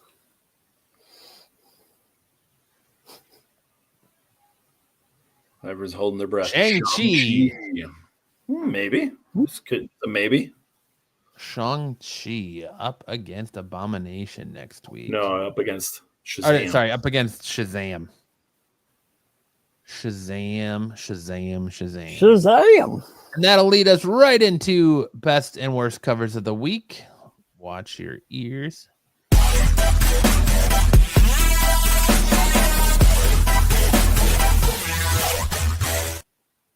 Yeah, there really aren't many matches for Shazam. I'm hoping it's caught off guard at some point and just overthrown, but so far not looking like it. We're outsmarted maybe by the likes of a Dr. Doom or Dr. Octopus, or, magic on magic. Little stuff there. I'm going to preface this by best and worst covers saying that there was a lot of covers this week, but there wasn't a lot that I felt like fit the category of best or worst. So we have slim pickings this week for best and worst cover this week. But should there be another category, okayest cover of the week? I thought about it, but we have the all new Venom number 4, the Carlos E. Gomez cover. This looks like Venom is straight up doing dude like mommy daddy style up in this bitch. This is date rape. He's date raping MODOK. Like it looks like he's blowing his load in MODOK, and MODOK is just here for it. MODOK just hasn't been the same since Ant-Man 2. Yeah, he really hasn't. I think you're right. Quantum Mania 3. Quantum Mania. Oh yeah, Ant-Man 3. You're right. But this just looks like Venom said to MODOK, bite down, I'm going in dry. And he's blowing his daddy load all over MODOK. Because this is just not a great look or cover for this week. Then we have Iron Man 6, the Ian Bertram cover. This wasn't terrible. It's not great, but it's not the worst thing I've ever seen by Bertram. But I do understand why this shoulder looks like a crab claw. I think this looks really cool, honestly. I'm just not a fan of the wonky style, I guess. But what will the children look like? Being Pippi Longstockings, what would the children look like? This looks more like a baseball catcher. It doesn't look like an Iron Man. It looks like someone wearing hockey pads or a catcher's outfit. It's just a matter of taste. I feel like the execution is pretty good, and it's got kind of a mystical knight vibe to it, and I really dig it. I was really into King Arthur as a kid, and I am intrigued why he's holding a Buster sword. It's pretty cool. I like it. Straight out of Final Fantasy VII. Yeah, for sure. It's not the worst Bertram cover, but like I said, this week there was a lot of slim pickings, and I was like, I'm not. You were picking nits. Yeah, pretty much. But yeah, Mega, I also kind of like it. Then we have Absolute Super number 5, the Jay Lee variant. This is not a great Jay Lee cover. I usually like Jay Lee covers and Jay Lee style. This is just not a great Jay Lee cover. Superman looks like he's got a hunchback. His face looks like the lead singer of Gerard Way from My Chemical Romance, or the dude from the White Stripes. What is it? Jack White from the White Stripes? Yeah. I like the contrast between Iron Man suit in the background, Matt. No. Am I crazy? Does it not look like he has a hunchback here? Yes, it does. How big the shoulder is. Yeah. Yeah, it looks like he's Quasimodoing it. It looks like, as I'm looking at it, I see that that's meant to be his arm, but his arm looks really skinny. The to arm me, neck covers. that it looks like he's got a hunchback. Yeah, I mean, this guy looks like he's seen Superman's packing some heat, and he's like, "Oh God, look at that." He looks like that guy from Dragon Ball Daima that trades the third eye for the hat. Yes, but yeah, not a great Jay Lee cover. But then we get into our best covers of the week, and we have this all new Venom number 4, 1 in 100, Gabriel Del Auto Virgin cover. There is a trade dress for this cover as well, but I think this cover is wicked. I love the little spider coming off the symbiote. I think this is a wicked cover. Yeah, it looks amazing. It looked good over right here with the Del Auto signature and white paint pen. Apparently, Liefeld didn't do any covers this week. Ever since he quit Marvel. Clan of the Cave Bear. But super sweet cover. Then I thought this one was funny. Amazing Spider-Man 69 by Scotty Young. I like that. It's got an electro kite. That's funny. Yeah, I picked up the trade for this. I ain't got 100 money. LOL. Yeah, he's got the little electric kite and he's getting shocked. Well, it looks like Electro's face, right? Yeah. Yeah. But it was like a kite that like disintegrated into what looks like Electro's face. I just thought it was funny. It's funny. It is funny. I like that. Then we have this X-Men 13 50 copy Storm Virgin variant. That's neat. Jerkery. Hello, hair. Yeah, but that almost when I first saw this, I thought it was a art germ. It looks a lot like an art germ. Yeah, very art germ-esque. But it's a beauty of a cover. Well worthy of being a 1 in 50, unlike some of these other Tyson. Spider-Man should have 69 MJ. Unprompted. And then I Don't Mind Me, just 8 Taco Bell cover of the week is Green Lantern Corps number 2. The cover C, the Ariel Avalati variant. This is what it looks like when letting out some green mist. Yeah, when the Taco Bell, when you mixed all the sauces together. And you went in the bathroom in God mode. He's stacking it up. Yeah, he's stacking it up in the bathroom. He's shitting moons. Those are his cheeks clapping together. Yeah. It's like I said, it was an interesting week for covers. A lot of just pretty mess stuff. Our first appearances this week, those are show art 2. And we have Mothra, Queen of the Monsters, number 1. We have the first appearance of Antra, an ant-like kaiju. Okay. We're getting creative here, boys. Antra, cockroacher. And then we have Web of Spider-Verse, number 1, New Blood, the first appearance of Spider Prowler, which is just Miles Morales donning his Uncle Aaron's costume. And then we have Count Spider, which is this vampire-esque Morbius / Spider-Man character here. Count Parker. Isn't it Count Parker? So, or is that a different character? He might be Count Parker. But he's Spider-Man, so Count Spider. Yeah. Fuck it. I mean, you could have a whole new category, the Spider-Verse first appearance of the week. Because there was like one every week. Pretty much. Pretty much. Crazy. I hope the hair doesn't match the drape, Storm. That's a lot of hair. They're all Spider-Mans. Nightcrawler combs her at night. And that Wow, we're brings already us here. Yeah, it's a short one this week, boys. Which song is better? Pick the song that Sam rapped better. And this week's your offerings are 50 Cent in the Club and Outkast Hey Ya. Hey. So we'll start with 50 Cent in the Club. All right, here we go. Dun dun dun dun dun dun. Go, go, go, go. Go, shawty. It's your birthday. We're gonna party like it's your birthday. Gonna sip a Bacardi because it's your birthday. And you know, we don't give a, it's not your birthday. You can find me in the club, bottle full of bub. Look, mommy, I got the X and taking you to drugs. I'm into having sex. Ain't into making love. So give me a hug if you're into getting rubbed. You can find me in the club, bottle full of bub. Look, mommy, you got the X if you're into taking drugs. I'm into having sex. Ain't into making love. So give me a hug if you into getting rubbed. When I pull up out front, you see the Benz on dubs. When I roll 20 deep, I ain't 29s in the club. Fellas heard I F with Dre. Now they want to show me love. When you sell like Eminem, when the hoes, they want to look, homie, ain't nothing changed. Hoes down, G's up. I see exhibit in the cut. Hey, fella, what you roll up, roll that. If you watch how I move, segment brings the women, sure. If you watch how I move, you'll mistake me for a player or a pimp. Been hit with a few shells, but I don't walk with a limp. I'm all right.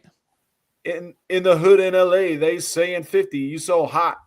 They like me. I want to love them like they love Pac. But holla in New York, the fellas will tell you I'm loco. The plan is to put the rap game in a chokehold. I'm fully focused, my money on my mind. Gotta mill out the deal and still in the grind. Now Shawty said she feeling my style. She feeling my flow. Her girlfriend's with her. They buy and they ready to go. You can find me in the club, bottle full of bub. Ladies sliding off your chair. I have to ask. All right. Do you actually know these songs? No. Like, do you know this song? How do you pick this? When I come to you and I say, Sam, what do you got for me this week? Do you just like randomly like ask Siri or ask ChatGPT what songs to give you? I said so today. So it's different things that I'm looking for on different months. But today I was like, what are good rap songs for white people to sing at karaoke? Okay. Makes sense. But I'll tell you, when you gave me these few suggestions, I literally said, oh, Sam's going to crush these. Who doesn't know 50 Cent in the Club? And then when you start going, I'm like, oh, here we go. And you're not even close to the beat. You know, not even close to you're literally just, at some point you had no rhythm and you just started reverting to reading the lyrics. And that's how we avoid copyright strikes. Okay. Like my expectations were up here and then quickly devolved as you went along to. Okay. I'm not familiar with this song. I've heard it mashed up with Red Hot Chili Peppers. That's the extent of my familiarity with this. Red Hot Chili Peppers. Sam is always revving it up. Yeah. I mean, I thought for sure, like when you gave me this, I was like, all right, he's got. These were the first two songs on the list of He set rap himself up songs for a white win this people week. to sing at karaoke. Who hasn't heard 50 Cent in the Club? Like 2022, 2020, or not, sorry, 2002, 2003. This was like the song everywhere. Yeah, Couldn't go to a school I was dance, living though. in Mexico at the time. Okay, that makes sense. I was listening to mariachi music, Árboles de la Barranca. That was what I.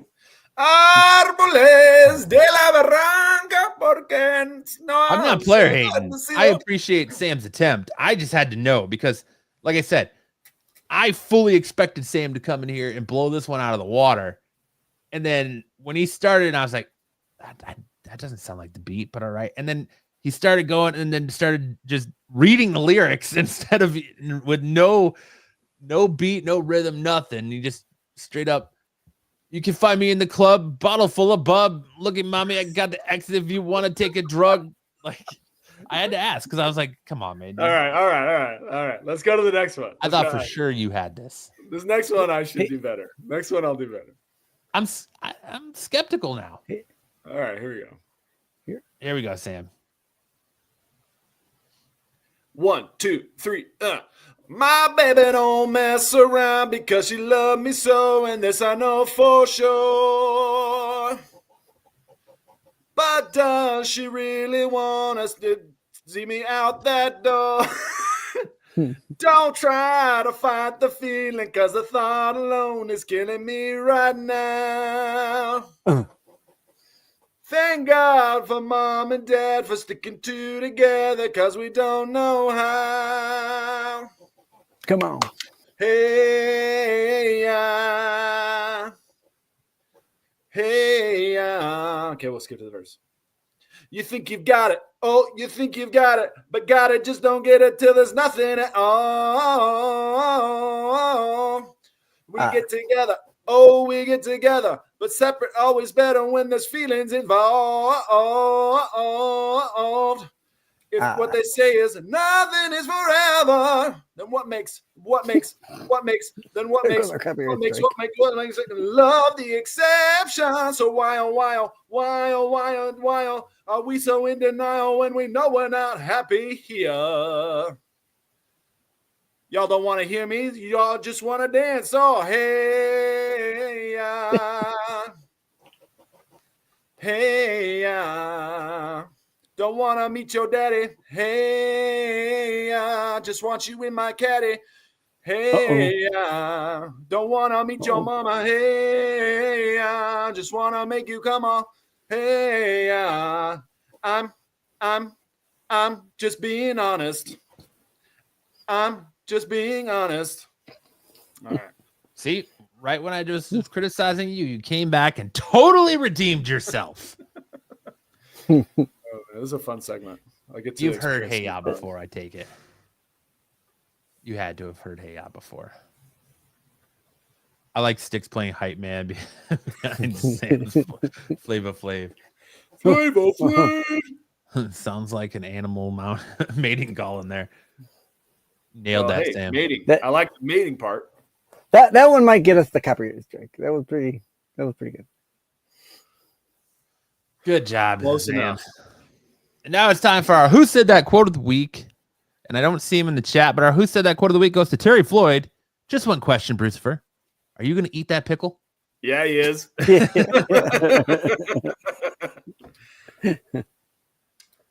Now it's time for the totally get off my totally cool qualified Saturday night dark side lawn, or as we so like to refer to it as the Who Said It game. And leading us off tonight, who said those 102 snakes were dildos in Brucifer's ass? Dom. Dom. You're both saying Dom. I'll save Dom. I'll say Dom. One of them says Dom. They clash a lot. A lot. They're butting heads a lot on this show, or on this channel. Touching tips a lot. Yeah. A lot of tension. A lot of tension between them. I'm still waiting for Sam to do SNL parodies. Oh, dick in a box. I'm feeling it, Sam. My day in a box. Are you being kind of Luke? Well, he's know. referring to Luke saying it sounded like animal mating. Yeah, call. I know. But who said those 102 snakes were dildos in Brucifer's ass? Everyone says Dom. Who? Brucifer and Dom meet each other. They They should just make out already. All right. Who said it? G'day, mate. I'm All gonna right, say I this actually is a can't remember curveball. where this happened. I actually can't remember where. I'm gonna say it's a curveball, and it's not. Yeah. It's not Those Australia. snakes, the 102 snakes were dildos that were in freaking Bruce's ass. They were going back and forth at a single party. There you go, man. Wow, that was bad. That No, was it wasn't. bad. It did happen in Australia. It did happen to Bruce's ass. There you go. An Australian Yeah, wrangler. It was Dom. Nailed it. was Nailed Dom. it. That was the easy round. Who said? Who asked Cosmic One? Why are you talking about hairy dicks? Huh.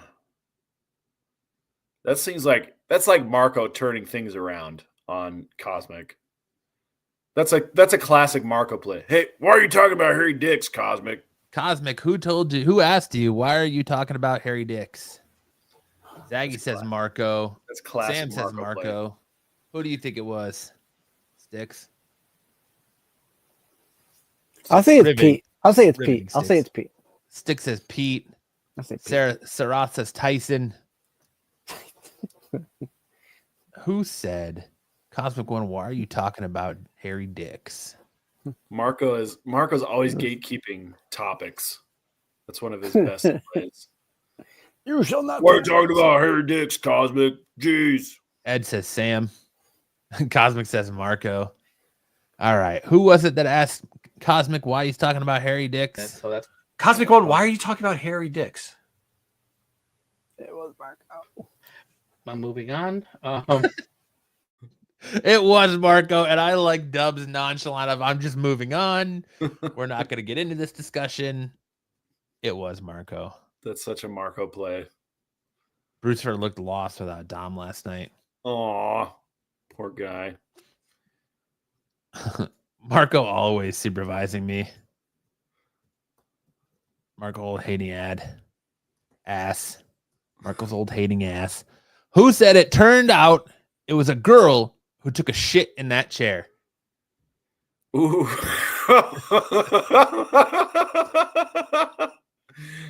Was this me? Was it me? Who said it turned out it was a girl who took a shit in that I feel like this was part of our show. I feel Ed like this says happened on Sam. our show.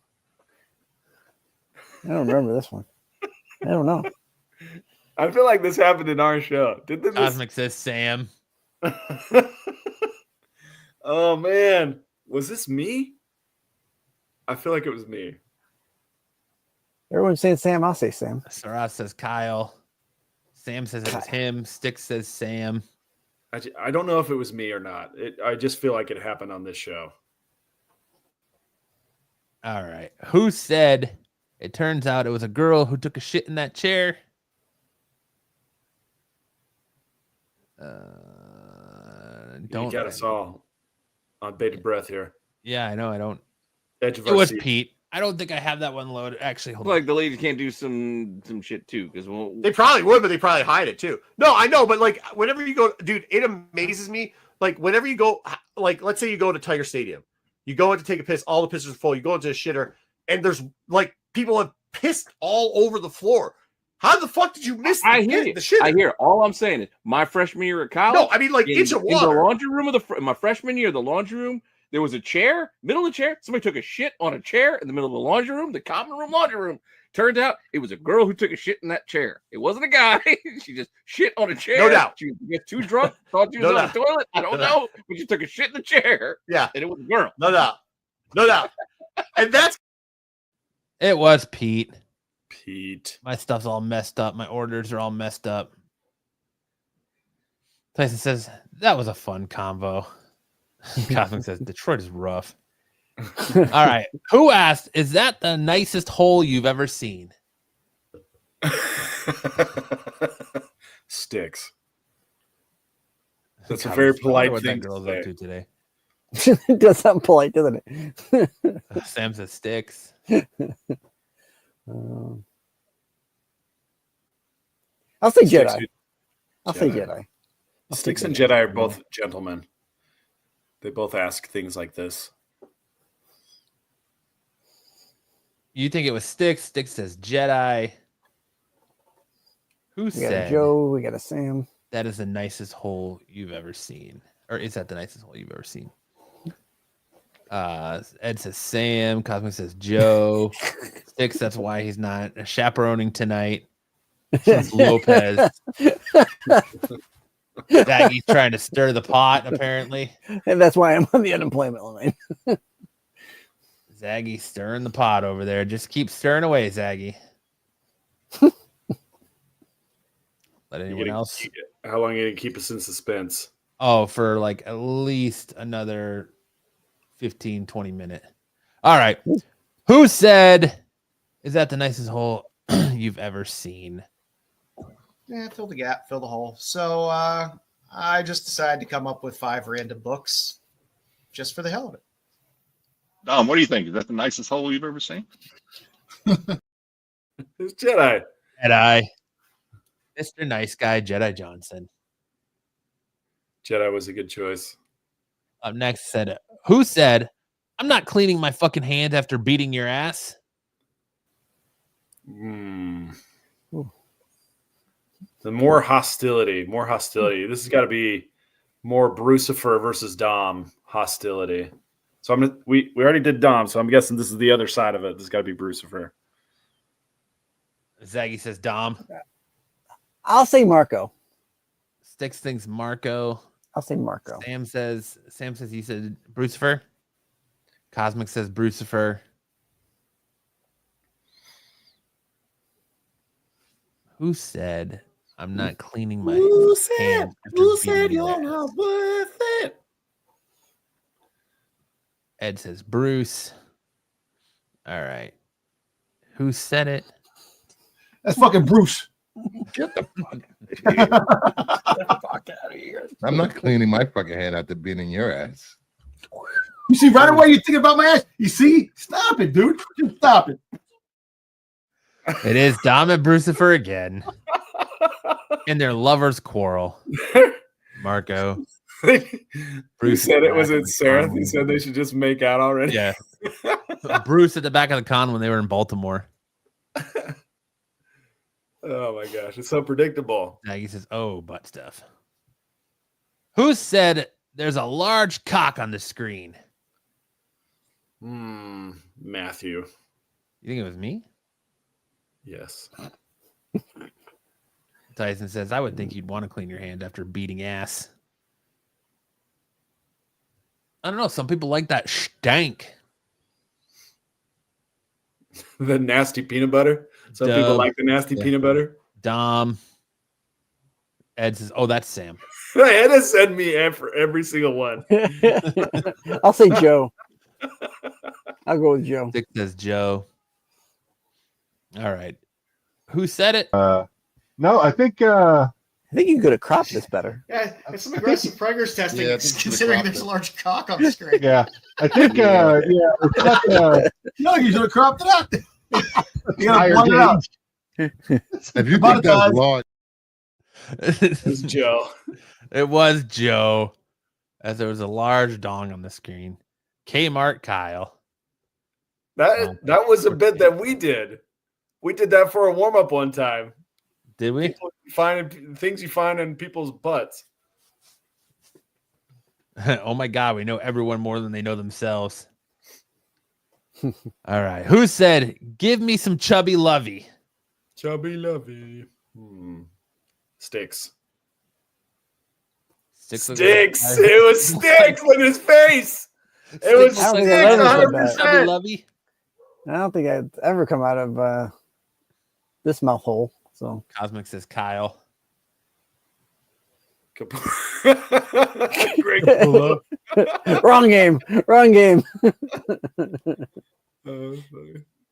We should start throwing off the wall quotes like that in there.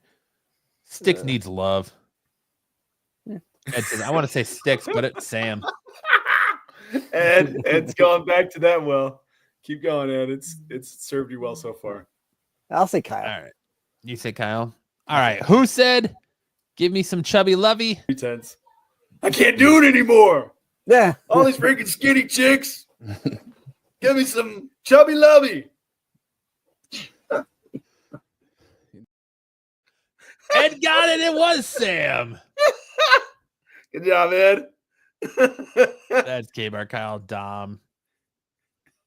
Tom Chubby Rover. lovey. Give me some chubby lovey. Oh, man. And our final one, who said, I think I'd watch 45 minutes of John Burlthal punching Rob Liefeld in the face? Who hasn't said that? Who hasn't said that?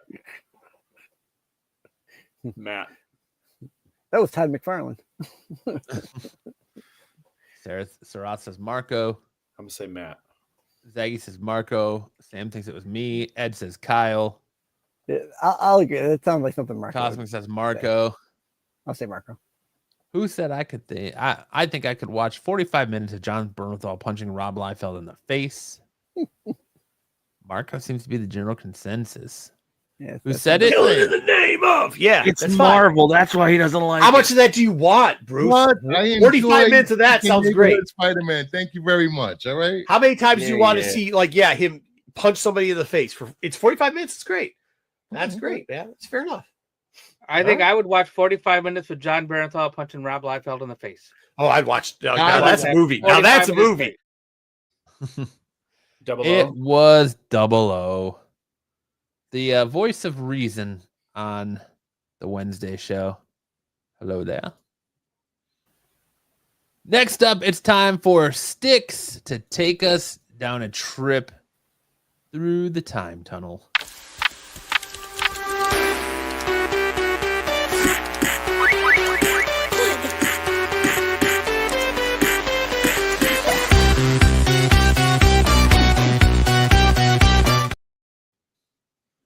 Sticks tantalize us with your timey-wimey abilities whenever you finally get through the intro song that you still muted. Still muted. Yeah, no. Sticks has right. to unmute by airmail. I do. Yeah, it was still in my ear. All right, so this week I thought we had a new Doctor Who trailer drop for Disney Plus. Unfortunately, it wasn't in English because they haven't dropped it on the US brand. It was at the Germany site on Friday. So I picked out some stills from there, and I thought it was a pretty good trailer, so I thought we'd go over that. I'll have Matt moving forward for me, if you would, please, sir. So this season coming up, second season for Ncuti Gatwa as the Doctor, and this year we've got Varada Sehu, who will be playing Belinda Chandra. Varada had previously been in Doctor Who as a different character, but she was in, I believe she was in makeup as like an alien. And the synopsis they gave us, here we got, the Doctor meets Belinda Chandra, and we get an epic quest to get her back to Earth, but a mysterious force is stopping them. To return, the time-traveling TARDIS team must face great dangers, bigger enemies, and a wider terrors than ever before.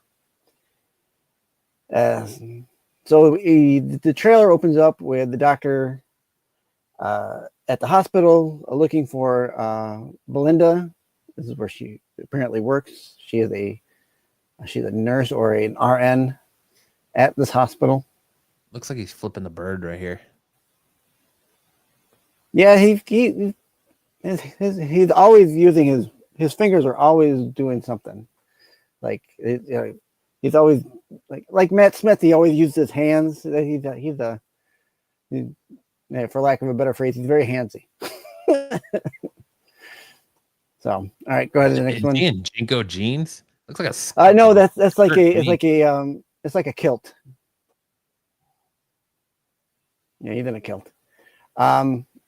Then we get this a scene of this alien war, which might have these Dalek ships that we saw in previous seasons of Doctor Who, where they come and start battling on this planet here. So possible Daleks, and we'll see something a little bit later that might solidify that. We get a scene where these red robots they pick up the TARDIS and they kind of carry it away. That'd be interesting. Cosmic Sons, Doctor Who needs to pull it together. They're losing a huge fan base. Agreed. I don't disagree, Cosmic. Then we get the scene where we get this cartoon character that's climbing out of the screen here in this 1950s cinema to terrify the cinema goers. And then in the next slide, as a result of that, we get another scene with that character, and he turns the Doctor and Chandra into animation characters. Very interesting. I'm interested in that episode. That episode's going to be interesting with it going animated. Then we get these couple scenes where they're going underwater.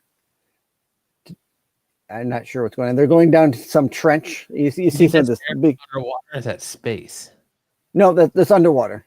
Because there's another scene where you see like there's a whole bunch of them going down into this like deep trench. So then we get these aliens. We're gonna get some new aliens this year. This is one of them.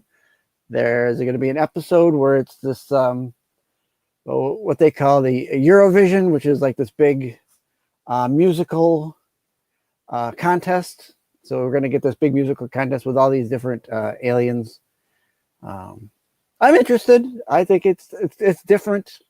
I like that they're putting some kind of musical numbers in here a little bit. I mean, we've had music in Doctor Who before, but not to the extent we've had in the last couple of years.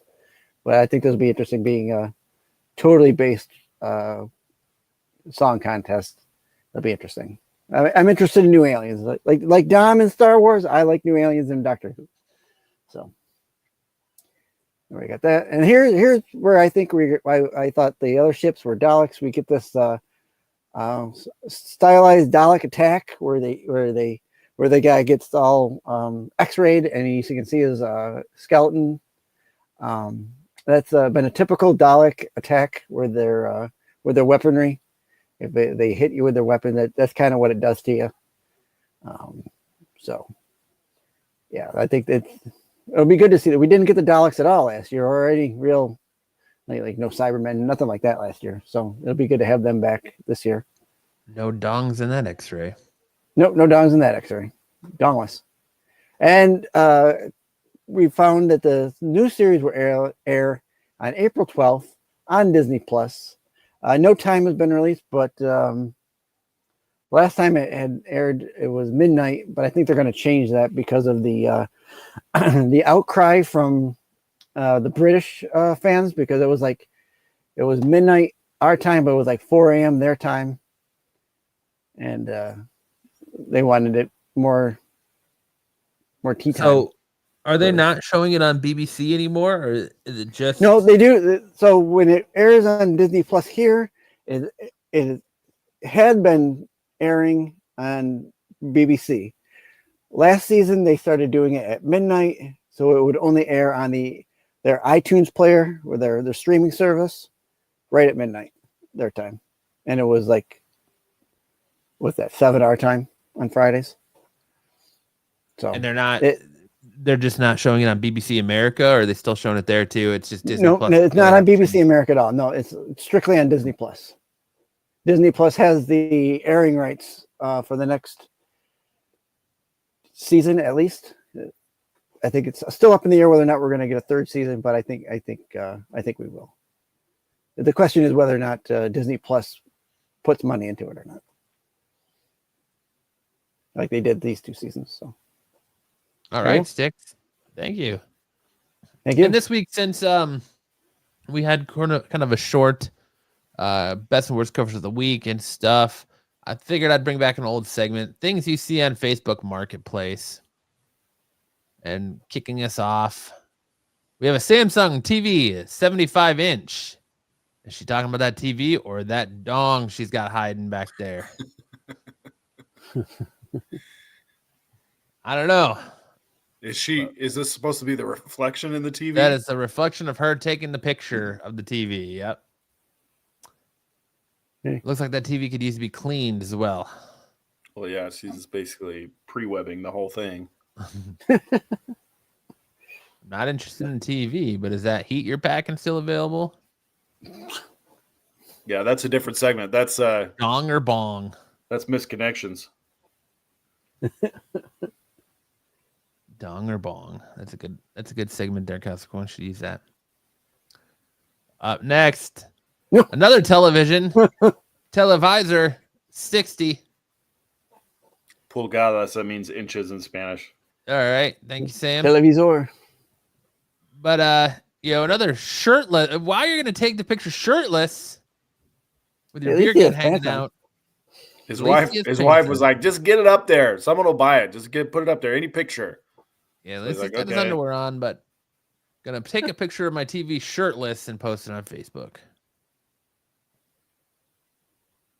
She is shit at marketing. Then we have queen bed frame for sale. Only had 1 month moving and upgrading to a king size. Do have the mattress and box spring. I wonder what he hides under that bed. People. He's got like a real A lot of like room the- under that bed frame. Is that the eye of Ra in his armpit? Is that Marco? It's the Is that Randy from Trailer Park Boys? Cookies. it's cookies. Maybe. Up next, rare wicker life-size Harley Davidson motorcycle. Who doesn't need that bad boy? I bet you it rides like a dream. That's the kind of motorcycle the Amish can get by. Then we have computer monitor. Oh, Jesus. What are you going to monitor? His gooch? This is a gooch monitor. Now that looks like Randy from Trailer Park Boys. Yeah, dude. Also, does he have a fake leg? Is one of those legs fake? Looks like he might have a knee brace on. It could be a potential fake leg, though. A little prosthetic there. That's what that gown looks like now. Then we have electric guitar, $100, in good condition, like me. That's both a pickup ad and a for sale ad. Yeah, but then you look at the picture and you're like, okay, wait, hang on. Maybe she's saying it's not in good condition. And read between the lines. This isn't as good of a condition as I am. Taint, Sam. Look at his gooch. Gooch. And that's it. That's all I found for items to buy on Facebook Marketplace. Now it's time for the part of the show that sends everybody for the hills after they say, I don't want to talk about gay dudes and hot chicks. I want to talk about comics. It's time for Misconnections.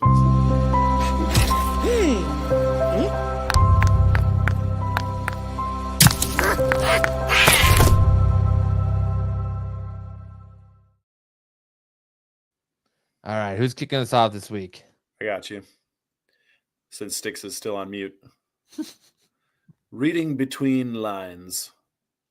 Not around here. As an older closet queer, small under my beer belly. It's nuts how many ignore wording and respond. My only real interest was the strong-willed, non-reciprocating type alpha who understood that my desire to stay mostly closeted gives leverage to the astute person. Me? Scruffy in mid-60s. Rarely kneel anymore these days. I need to, though, on a regular basis. But I need that push. A year ago, a young punk put me there, but he vanished. I prefer fat men, but virile punks interest me also. This guy knows what he wants. This is totally Marco. I'm just saying. This is totally Marco's. Sounded like Marco. Scruffy in mid-60s? Yeah. Not just a voice. He prefers fat men. I prefer fat men, but virile punks interest me also. I've got the vocabulary of Sherlock Holmes, but the mental acuity. Go for it, Styx. All right. Hiding in plain sight, Fort Walton Beach. Mingling in a local dive bar on Lewis Turner Boulevard. Often pretending to be hetero, but tiny between the thighs, so inadequate as a man. Hide my weaknesses for kneeling for real men. Getting too old for all this risk of being outed. But the fear is as intoxicating as the draft beer. Vulnerability. This is the same person. It has to be the same person. It's got to be the same person. It has to be. This is Aggie. LOL. It's got to be the same. He's a poet with his Craigslist posts. All these SAT words he's using. Yeah, I'm talking about how in both posts he talks about how he's a little between the thighs and how he doesn't bend that way anymore. He doesn't want to be outed because he's closeted. It's the same person. Tyson says it is. He's the only one. He's the only one posting on that Fort Walton Beach message board. He's just out there yelling at clouds. To all the pillow princess women, Burbank. I miss tasting pillows. Women's any kind of pillows. Please let me know. Man, where's the poetry? Where's the turn of phrase? We had the fucking Shakespeare of misconnections over here, and then we just go to keep it simple. Pillow princess. Give me your pillows. Yeah.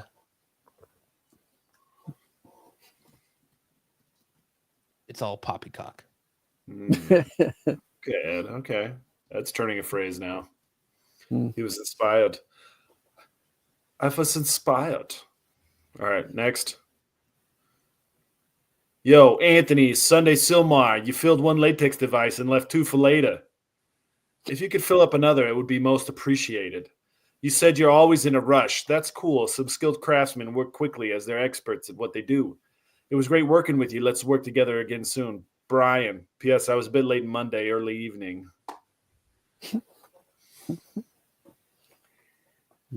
Brian. Good for you, Brian. Brian and Anthony. Cute Hispanic at Coin Laundry, Baton Rouge. Long shot, but if you're the cute 225 Hispanic guy at the Coin Laundry on a Sherwood Forest 501 HMU, I want to swallow that thing you was grabbing for $3.35. Or anybody can fuck my throat. I was looking for a specific person, but then at the end of the day, like, listen, anybody will do. Anybody can have a ride. Well, yeah, I mean, this is a guy, right? Is this a guy? Absolutely. Yeah, a guy definitely hit his phone number in the post here. We should call it.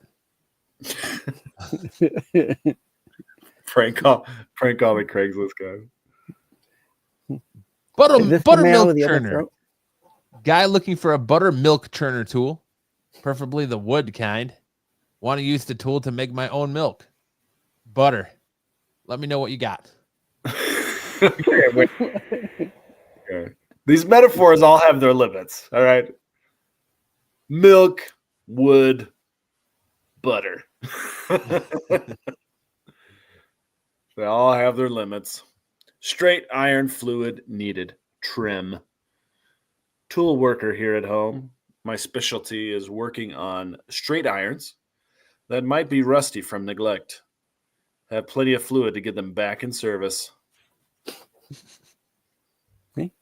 Straightforward. He's just a mechanic. Yeah. Well, it says he worked. Is this a man or a woman? Because it says working on straight irons. Straight irons.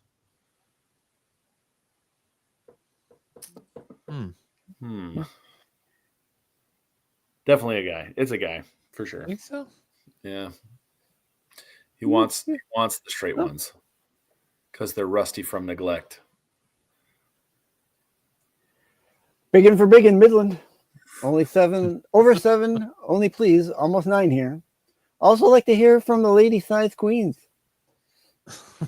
What the heck? Over 7 only please, almost 9 here. What? Yeah, over 7 inches. He's almost 9. Oh, okay. Looking from here. The lady-sized queens is what throws me off. Is he looking for like some femmes? Is that what it is? No idea. I think he's looking for like a cross-dresser. Okay. Unless you have a curve. Haha. Good point. Is it my turn, babe? 2-car mobile garage in Cheyenne. The garages are portable. I had both garages filled previously. Looking to have both garages filled, not just one. Okay. Please message me and show me you've actually taken the time to read my post. Please don't respond by saying still looking. If post is still up, I'm still looking. I like bigger cars, aggressive masculine cars. I enjoy opening up and letting a car park deep. The garages act feminine, but they're male and they look male. Looking for ongoing, not just for one-day parking. I'm a little thicker, but I've always enjoyed being roughed up quite a bit by an older masculine car. Very real here. Okay. So he just wants to be spit roasted. That's what it sounds like. Yes, it is. He wants you to beat the shit out of him. He wants you to pimp the ride. And that's it. That is our final misconnection. That is our show for tonight. Thank you all for hanging out. Make sure to check out all the content throughout the week on this channel. Make sure to check out the Wednesday watch list. Make sure to check out all of Pete's shorts. Make sure to check out the boys, Pete and Marco and Double O on TAC on Wednesday. Make sure to check out me and Sticks over on my channel, Absolute Geek Podcast, for Off the Mat Wrestling on Thursday. Been a great show. I had a lot of fun doing it. Come back here on Friday for the Sticks and the boys over on the Qualified, Pete's Hot 10, which leads you right back here to us on SNS next Saturday night. You guys, remember, it's going to be at 9 o'clock for all of you daylight savings people. It's staying 6 o'clock for me and Sam. It's going to be 9 o'clock for all of you beautiful people. So we'll be on an hour later next week. So if you tune in at 8 o'clock and be like, where the hell's SNS? We'll be there just an hour from when you're tuning in. But make sure to check out SNS on all of your audio podcasting platforms. If you want to hear Sam make sweet love to your ears with his rapping, you can do so on all of the audio. Anywhere you get podcasting, we're there. Everywhere. iHeart, iTunes. Anywhere you get a podcast, we are there. On that note, make sure to like and subscribe if you haven't already done so. Hit that notification bell so you know whenever we go live, in case you forget about the time change. You know when we go live next week. And leave a comment below of what you thought of tonight's show and what song you think Sam should rap next. Next. Thanks, and Sam, take us out with some words of wisdom. Look, daylight savings time is a construct. Like Ed Milet says, you can bend and manipulate time to your own will. Don't let big government tell you when to set your clocks. Set your own clocks. The end. Very nice. Ed says, as usual, terrible job, Sam. Cosmic says, good show, gentlemen. I really feel like you're starting to pick up the rhythm. Have a good night, everyone. Long live long live and laugh, prosper. love. Yeah. Dick in the box next time, Sam. Oh, we're gonna make sure Sam does some SNL songs next week. Have you guys seen the Gail Kane cover 1 in 50 on the new ASM number 1 that's coming out in April? And if you have, which cover do you like best for the new ASM number 1? I have not looked at the new ASM number 1 covers yet. I'm still on the fence about a new ASM number 1, them going back to number 1. What about you, Sticks? Have you seen it? I have not seen it. It's and I haven't kept up with the numbering. Is the new number 1 going to be what's that, 900? Yeah, it's still going to have the legacies, but they're just getting I want to say Jeff Loeb's coming on, so they're getting a new creative team. So they're getting all the what I'm asking is it market grab. Are we up to is it up to 900? Is that going to be the 900 session? I think we're past 900. It's legacy 965 is what it'll be. Oh, geez. Okay. Here, we'll do this before we go. I love Sam taking us out on our words of wisdom, and we'll remember that. But we'll look at Denacon Geeks real quick, and we'll just scroll through the covers. That's pretty cool. That's a good one. Greg Lane Virgin variant 1/100. That's sick. The Bermejo variant. I think that's. I like that Bermejo. Yeah. Yeah, the Bermejo is. What's up, Terry? You're coming in right at the end of the show. But yeah, I like that Bermejo. That's super dope. What is that? It's a 1. That's a 1 in 200. You looking enough to pay $200 for it, Sam or Sticks? No, but I will right click on it and save it to my computer. 1 in 25, David Marquez variant.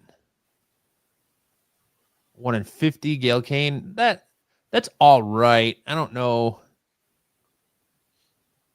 how much I dig that.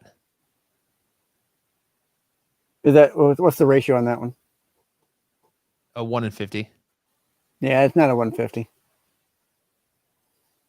Here's a 1 in 50 Nimit Melvis Black Cat Virgin variant. That's a cool cover too. Yeah, that's nice. I'm gonna get accused when these comes out. I'm gonna get accused of why are you just putting nothing but ASM covers on best and worst covers of the week? Yeah, it's a good, virgin but- variant, so there's probably a trade dress. Yeah. That's probably. Hopefully, that's cool. But I don't necessarily dig the individual toes on Spider-Man here. Yeah, very pointy. And that doesn't look like a web, like he's on a web. It looks like he's holding like a lightning rod. Yeah, you can if you zoom in on it, you can see it's coiled. But yeah, it's coiled right here, but then it's like straight. Yeah, it's pretty straight right there. But I do like the Gwen and Mary Jane and the arches, and then the glider and ankles. Yep. This is Arch to Triumph. One? Okay, so there is a Bermejo trade dress. Trade dress. Okay, good. That'll so get. Yeah, I'm definitely gonna pre-order that one. Mm-hmm. He already got rid of his pre-web. Hell's Gate, Spider-Man #1. There's a Ares? Grigland, Bermejo. Actually, there's not as many covers as I thought, but the retail exclusive, and there's not even a lot of retail exclusives either. So I think for me to answer your question, there is for me it's going to be that Bermejo variant, the trade dress Bermejo. I think. Mm-hmm. Yeah, that's going to be my go-to. Or there are a couple other good ones, but that one Black Cat. stands out.